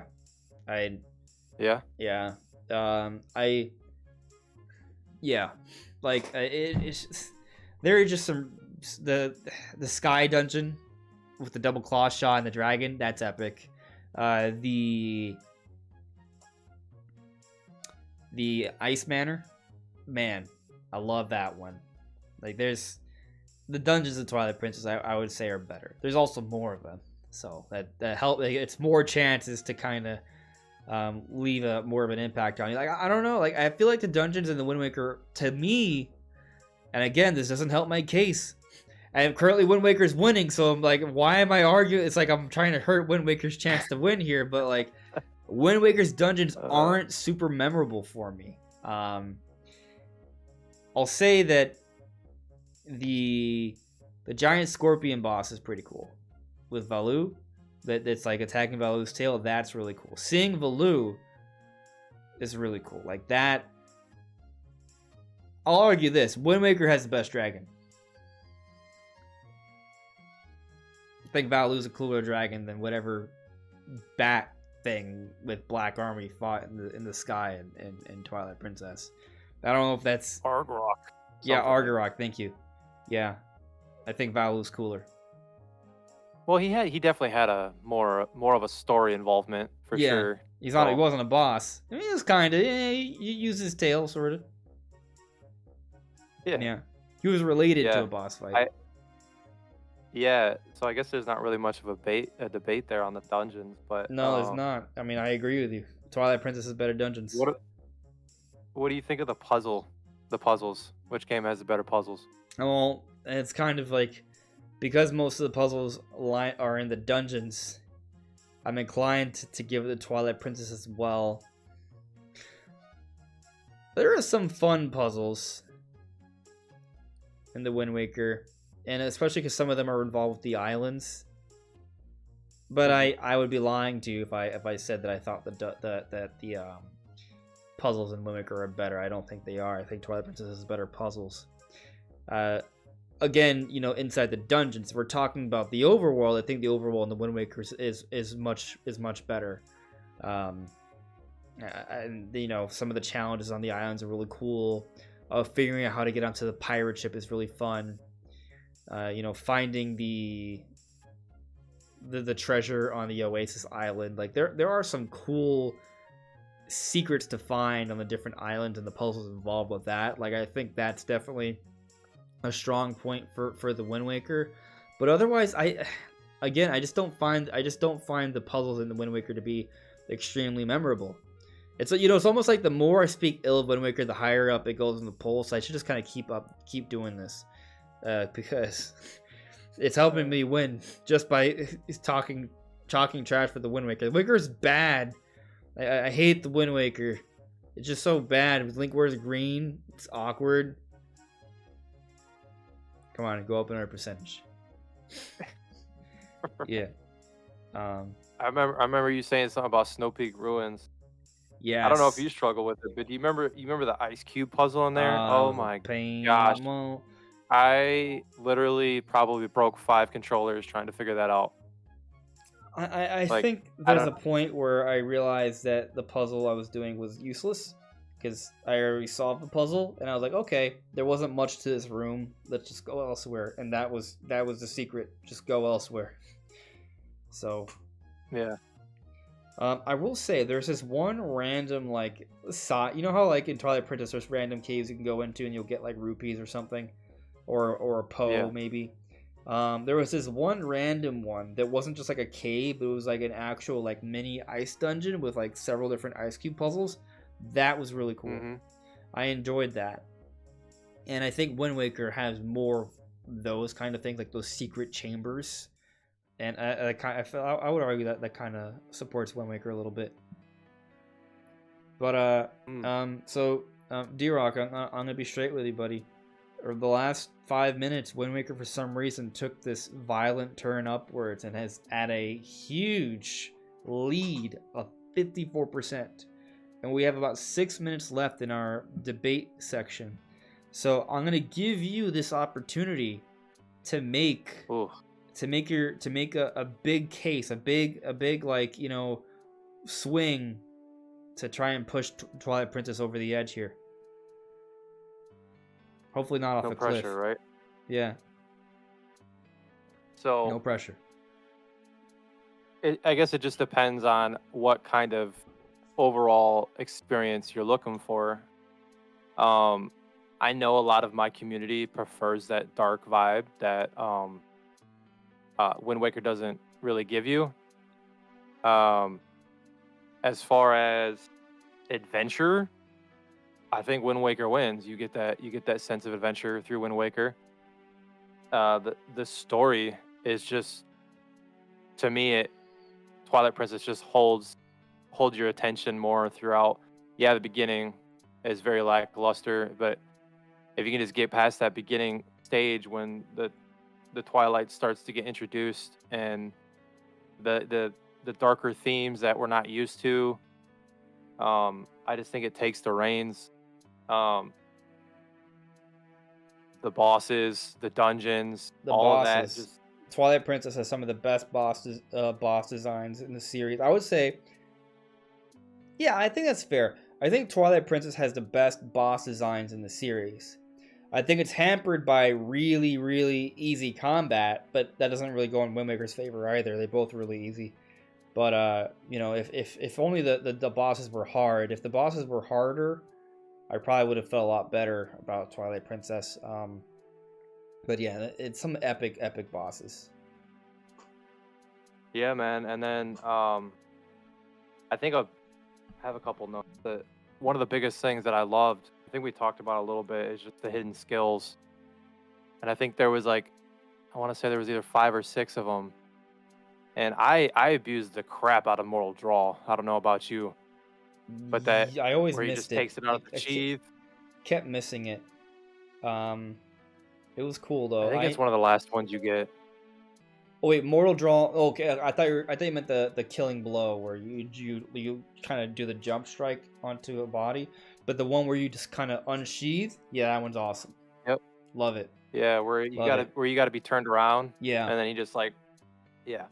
I think the hidden skills just maybe not the same exact way in Tears of the Kingdom, but I think those should be something that comes back in Tears of the Kingdom. Yeah. They did make the so like in the Wind Waker introduced the parry, which I loved, like the way Link moves around in the Wind Waker and like the way it's all animated and how it flows is really cool. It's an exciting attack, but it's all context based, like you have to press the A button at the right time, and that's fun. Yeah. In Twilight Princess, you can still do it, but it's very manual. It doesn't have the same oomph and impact, I would say. So, while I do think Twilight Princess has like really good combat options, I feel like Wind Waker cinematically with the combat, it's very satisfying, even though it's a little simpler. Okay. I also kind of like how there's in Wind Waker when you're fighting, the music's like in tune with your combat. Like you know when Wind Waker like you're fighting, every time you slash the sword, it's like did you know what I mean? Yeah. There's like like almost like trumpets that play as you strike with your sword. There's an impact and an oomph to the combat in Wind Waker that just feels really good. Yeah, there is a little bit of that in Twilight Princess where you get like once you figure out like the boss's point, it does that epic music change or whatever. But I get your point. Like that's pretty cool in Wind Waker every time you attack. Yeah. But guys, final 2 minutes. I'm closing the poll in about 2 minutes. Wind Waker's currently ahead at 53%. So so you had some moments to kind of lower the percentage, but I'm gonna give you another chance to try and balance this up a little bit. It's hard, man. It's hard. Both great games. Like we said at the beginning, they're 2 gems, and you get 2 totally different gaming experiences when you play them. It's like you get that extremely dark Twilight Princess vibe, and then you get that cheery little bit of darkness in the Wind Waker. You get that adventure in Wind Waker. It's been a while since I played Twilight Princess, like fully 100% of it, but I think Wind Waker might have the better music, to be honest. I just shot myself in the foot. The thing is, it's right funny there. as I actually disagree. I think Twilight Princess has the better music. Whoa. Yeah, I do. Really? I do. Okay. Yeah, and I think part of it is it goes for that eerie feel for some of the tracks. Yeah. Like I love Snow Peak Ruins, like that one. The sky dungeon, like they're so eerie and cool. Like they sound awesome. Now, I mean, Wind Waker has some bangers too. Don't get me wrong. They both have bangers, but I don't know. I think I slightly prefer the tracks in Twilight Princess. Okay. Yeah. Well, I guess my final 2 points is just I like how Link sort of had help in Twilight Princess. It was kind of different. Like he had the vigilantes, the resistance that helped him, and the 4 different regions. Yeah, I thought that was pretty they cool. were cool. Yeah. You kind of got the help from the guy from Orden. Forgot his name, but he kind of had a significant role in the beginning, and then he kind of came back in. Just that story, that character development, I really like that as well. And then just the final boss, like as soon as you enter the fields of Hyrule Castle, and then the build up, I just think that honestly just triumphs. It's epic. the Wind Waker. I think Twilight Princess succeeds in being epic. Like, it's truly an epic. And if you want like a quintessential epic, Twilight Princess is it. And I'll also bring this up because, you know, what's funny is when I initially was planning this debate, I was planning on choosing the side of Twilight Princess, because, you know, and I couldn't find someone. I didn't ask a lot of people, but I couldn't find someone that was siding with Twilight Princess. And Brandon, my co-host, who wasn't available today, he was gonna pick Wind Waker. So I was ready to fight for Twilight Princess, for this. And, you know, a point that I would actually like to bring up for Twilight Princess. I'm leaving the poll up. I don't know why I'm doing this. I have an opportunity to claim victory right now with Wind Waker at 52%, and I'm leaving it open just to kind of, you know, I'm gonna close it. I'll close it. I'll close it, but we're still gonna. I want to hear. I'm closing the poll. I'm closing. We're still gonna talk about it, but I'm gonna close the poll. Okay. I'm ending the poll. Here we go. All right, I've ended the poll. And at 91 votes, the Wind Waker wins at 51%. So Twilight Princess is at 49%. It says 48, but I know it's rounding. It demands a recount. It's not fair. It's not fair because I am horrible at defending things. So, but at the same time, that was such like a close we said, vote. they're both amazing games. Yeah. So it's really hard. Yeah. I got some things to say for Twilight Princess. Jimmy Jackson, don't worry. I got some things to say for Twilight Princess because I think there's more to say about it. But I want to get to the super chat here from Brian Doe from earlier. Thank you very much for the super chat, buddy. Brian says, I think that they should reboot Skyward Sword. Not remake or upscale, but a complete reboot. Same story, but a completely new game with an apology. I think that game is Tears of the Kingdom. So, with that full-on open exploration. I don't understand the hate for Skyward Sword. If I had to, it would be in my top 4. Like, I lose a lot of people when I say Skyward Sword is one of my favorites because they're like, what video did I make like a couple years ago? Oh man, I got grilled in the comments. You'll have those occasional fans that agree, but it's like, I loved the relationship between Zelda and Link. Link's expressions in Skyward Sword, I felt it was so relatable. I don't know, I just don't understand the hate. It wasn't a terrible game. It had amazing dungeons, music, character development. Like, I don't know. Maybe it was the motion controls had a lot to do with it. Yes. That's it. They were extremely divisive. I was okay with them, but I knew a lot of people that just couldn't figure it out for whatever reason. I think the motion controls just didn't jive with everyone. I think a lot of people were used to normal button controls, and some people are afraid of change and are not good at trying different things. So when it came to motion controls, some people couldn't really get a good rap on it. And for some people, it just didn't feel right. You know, everyone has different bodies, different like opinions and perspectives.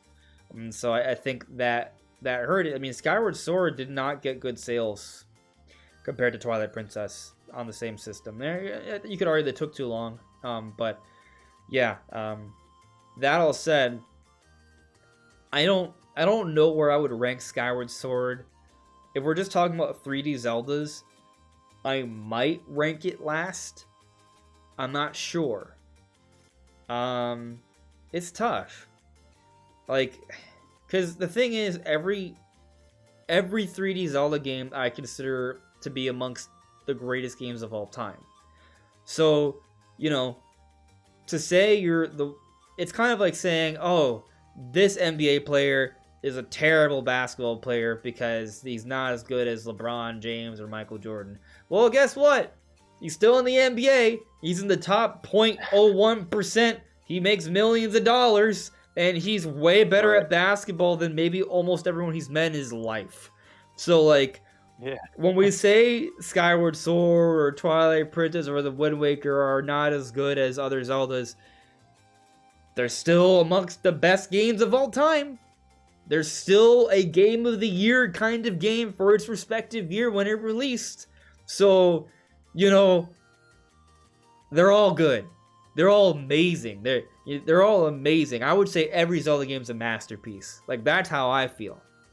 That said, when it comes to ranking, that's why it's interesting. It's kind of interesting to kind of compare and contrast. And let me kind of speak for Twilight Princess for a bit. Even though it lost the poll, you know, it had the biggest lead. Like, Wind Waker, whenever it was ahead, it was only ahead by a little bit. It was never ahead by a lot. Twilight Princess, for moments, was ahead by like 8-10% early on. And then Wind Waker started catching up, and it was kind of back and forth for a little bit. And who knows, had we gone on for another 10 to 15 minutes, Twilight Princess might have retaken the lead. It's hard to say. I will say this. Wind Waker was ahead by 54-53%, and when the poll was closing, it closed down to 51. So, you know, some people were fighting for it, right? They were changing their mind last minute. Should just gave me one more minute, bro. One more minute. Anyway, so let me say this for Twilight Princess. The mini games. I think the mini games of Twilight Princess are better than the mini games in the Wind Waker. Twilight Princess has so many cool, fun mini games. The claw shot mini game where you're claw shotting through this cage to grab the lights. When you're rowing down the river, or rather when you're flying on the bird to collect the fruit. That game is so fun. The mini games in the Wind Waker, there's the sploosh things with hitting using the bombs to hit the areas, which is cool. But I don't know. I really like the mini games of Twilight Princess are more involved with the world, and they're fun. But fun's not really the best adjective to use here. Obviously, they're both fun, but Twilight Princess, I just felt like they were more involved and interesting. They felt like more of a game as opposed to like a mini game, if that makes sense. Totally, man. Yeah. Twilight Princess, the mini games of Twilight Princess felt more grand.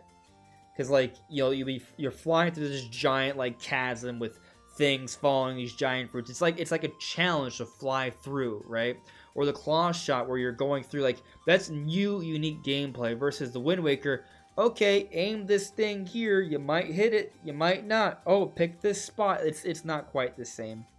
So I think Twilight Princess kind of destroys the Wind Waker when it comes to minigames. Very good point, man. I didn't even have that on my list. That probably would have been the argument that Twilight Princess over the might have turned the tides. That may be, but you know, Wind Waker has something else that kind of, you know, to go back to Wind Waker. Wind Waker has a little bit of a new game plus, a bit, because it has you can play the game again with the new costume. You don't have that in Twilight Princess. You beat the game and that's it. You gotta start over.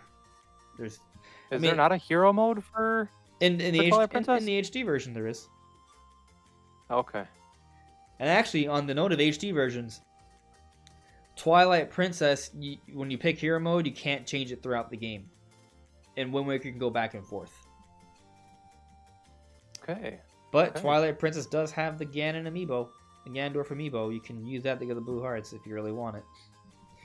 Right. Yeah. Cool, man. Yeah. Even though I lost, it was super fun. I'm glad I got to sort of try to support Twilight Princess the best way I could. I think this conversation supports both because we're just talking about both games. You know, I think we talk about their strengths and weaknesses, but both games are masterpieces. They're both amazing. If you haven't played with them, well, hopefully they bring them to Switch at some point because, well, that'd be pretty great. Yes, I totally agree, man. Yeah. So, let me see here. Where are we at? Okay, so we're now 120, 100. We're about 2 hours into the show. So that would be about. I'm just like marking down time so I can like maybe I might put timestamps later if I don't fall asleep. So anyway, I guess we'll just kind of close out. You know, maybe go on for about 10 or 15 minutes, just doing some Q&A here in the chat. If you guys have any questions or points you want to bring up, about Nintendo as a whole, Zelda Tears of the Kingdom. If you want to ask D-Rock any questions about his channel or his theory videos, or you want to bring up more points for Wind Waker Twilight Princess at me, and I'm more likely to get to it. But looking through here, having a 5, I really wish I could get the Wolf Link Amiibo. I've been looking for that everywhere. Wolf Link Amiibo is cool because it does have Breath of the Wild functionality. Yeah, that way you can play as a wolf. You I actually have that sitting Yeah. on my desk, so I totally understand. It's very cool. It's a very cool amiibo. It just looks, it's cool to look at too. Yes. Yeah. I kind of have this weird goal, and probably a lot of people do, is collect all the Zelda amiibos. I know there's like 5 different versions of each one, but Yeah. still, it'd be pretty cool to have all of them. Yeah. No, that would be pretty cool. I mean, the Breath of the Wild amiibos are amazing. Did they release amiibos for the champions? I think they did. Yeah, I know there's one for Rivali. Yeah, they did. Yeah, they did. There she is, Urbosa. Best amiibo. Not as good Best as champion? both. Do you think she's the best? Well, I mean, she's the best of the champion amiibos. Oh, I think she's cool. Although, in terms of Breath of the Wild amiibos, I think I might have to give it to the Guardian amiibo. The Guardian amiibo is just super cool. Yeah. Yeah. Let's see here. Meltby Sky. Which one had the most fun boss fight? Like I would have to think about of a specific boss fight. I think the problem with the Wind Waker is that the most fun boss fight to me is like one of the first ones. It's the first boss fight. Although fighting the Helmarok King is also pretty cool, and the final fight with Ganon's pretty cool too. Puppet Ganon's just kind of annoying with the light arrow thing and trying to hit the snake form. Twilight Princess, most fun boss. When you're in the water temple, fighting that giant sea serpent worm thing, and you get on its back, that one's pretty epic. You get it on the back of Argarok as well too, and you're really high up, so it kind of makes you feel a little. It made me feel uncomfortable being that high up. I mean, to your point, D-Rock. I mean, Twilight Princess with those 4 final phases, in terms of just fun, that might be it. That was pretty cool. Also, I mean, the fire dungeon boss with the giant flaming golem that was based off Goron, where you have to grab the chains to kind of trip him. That one's pretty cool. I mean, some of the minigame battles are really cool. Mini boss fights like the what's it? The Death Sword one is pretty epic. Yeah, in Arbiter's Grounds. That one's pretty cool. Yeah. Also, when you're on the magnets in the Goron mines and you fight the giant Goron to get the hero's bow, that one's really cool too. Okay, this one's maybe the most fun boss out of most Zelda games. There's some good ones, like Koloktos and Skyward Sword is a really, really good boss. But I would argue that the Arbiter's Grounds boss, the what's his name? The giant skeleton dragon thing. You know the name for it? You know what I'm talking about, right? The boss in Arbiter's Grounds. Yeah, I know who you're talking about. What's his name? I know it has a name. They all have names. Arbiter's Grounds boss. Star Lord. Yeah, Twilight Fossil Stall. Twilight Fossil. Lord of the Stalls. That one's epic because you see like this giant skeleton. It's intimidating. It's suggestive of a history. You know, it spawns all of these stall warriors. It you know, it's possessed by this evil sword that Zant stabs into the head of this creature. And then you think you kill it, and then it starts flying at you. And it's a whole like other mini game. It's almost like Star Fox like, which is kind of cool. It's a unique boss fight, but also an epic boss fight. And I would say it's one of the most satisfying. Yeah, I feel like some of the bosses in Twilight Princess are a little too easy, so it kind of takes away from their impact. I would say that Star-Lord, while I don't think you're usually at risk to die, you might fail like the climb a few times. You might have some trouble hitting it a few times. Like, so there is a little bit of a struggle. Just maybe not a threat of dying, but it's a fun little challenge, and it's a nice sequence because it has those two different phases. Yeah, I think Star-Lord might be the most fun boss fight. Now, do you have any other opinions, or do you agree?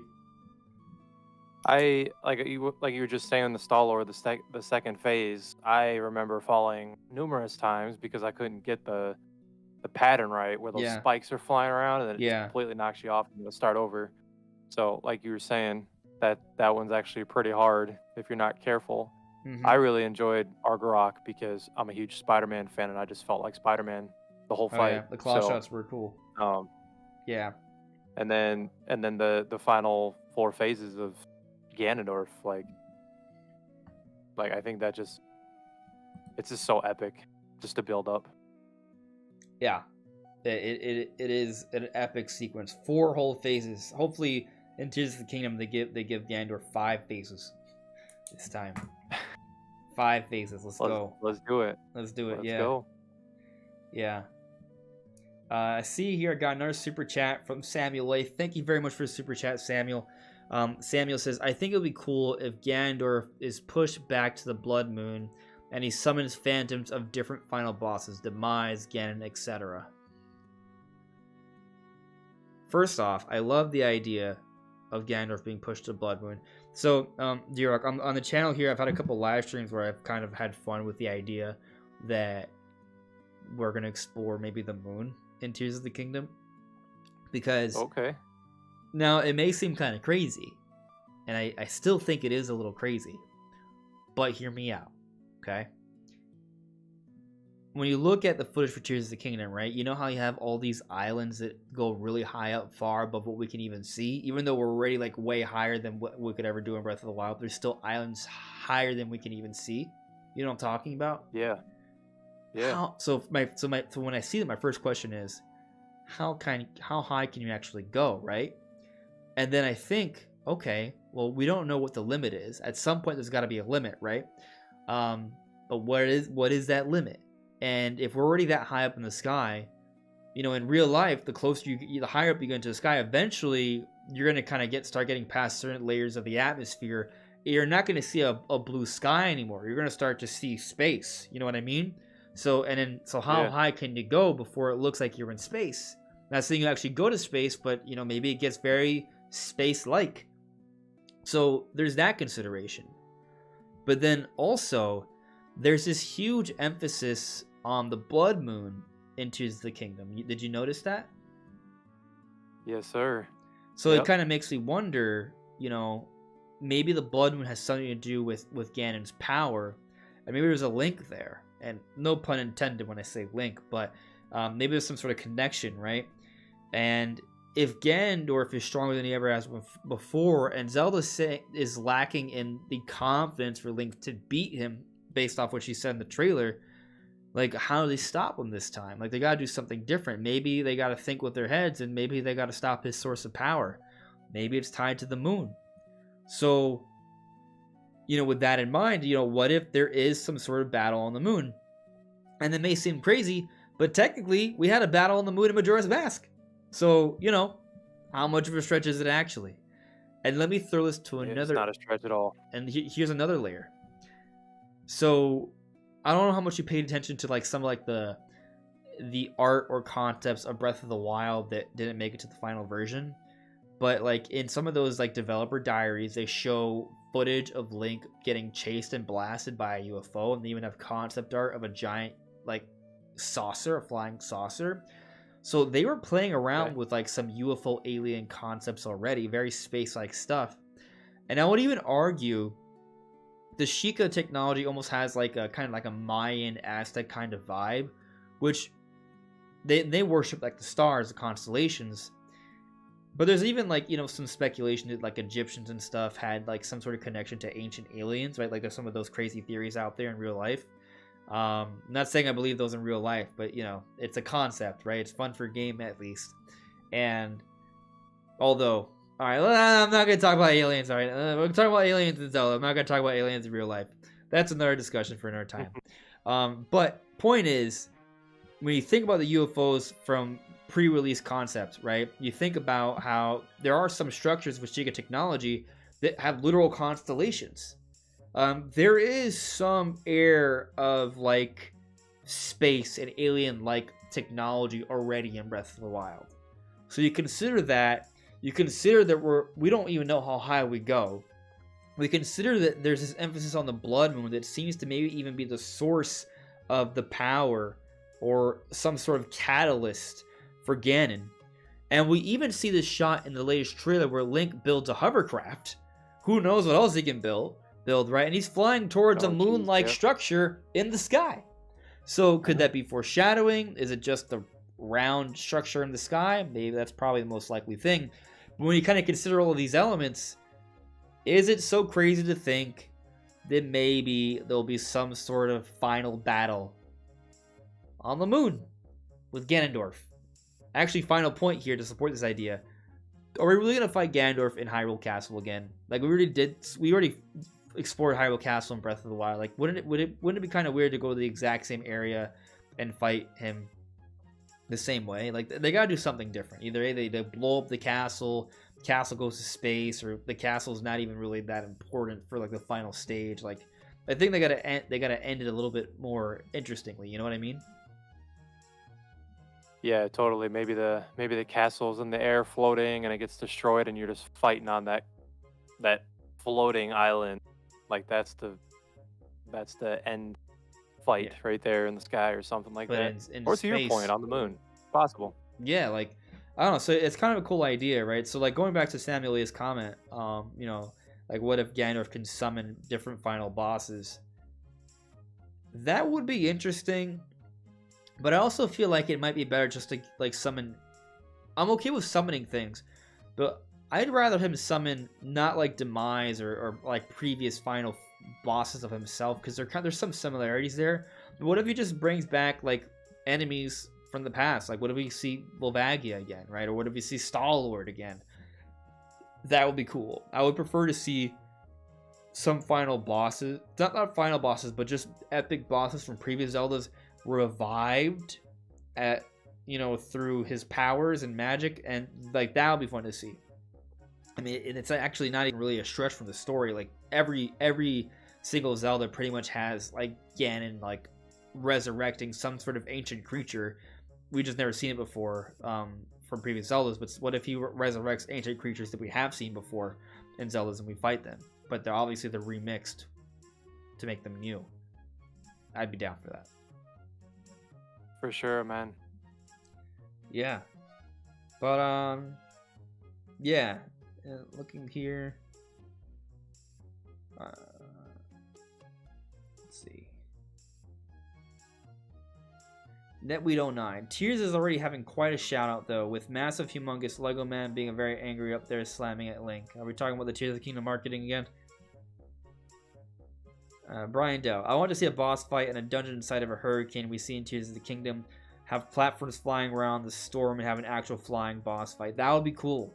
That's actually a really good idea, especially if we have expanded aerial combat. That's a fantastic idea. Yeah, I like that. Yeah. Netweed says, I love the fact that there are sphere islands and the strange conical ones. Yeah, like what is up with that? Like what if they have like some gravity mechanics? They kind of go like Mario Galaxy style with some of the shrines. That would be neat. Ooh, Joycey J. Boss Gauntlet. You fight every boss in every version of every game. 3-art challenge. Like that would be crazy. That would be crazy. Yeah, but I think we're gonna. I'm gonna skip this. Let's see. Let's see if we can turn that off. Okay, I think we're pretty much at the end of the stream here. Is there anything you want to kind of mention or talk about, D-Rock, before we close things out?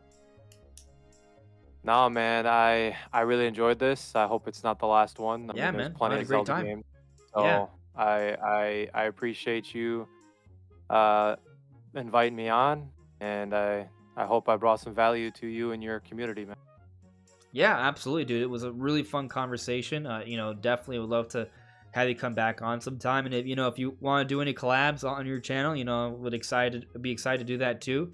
Guys, please check out D-Rock. His channel is linked in the description below. All things Zelda. Makes some great Zelda theory, so please check him out. All right. Yeah, but that's all for now. Take care, guys. Bye. Appreciate you. Much love.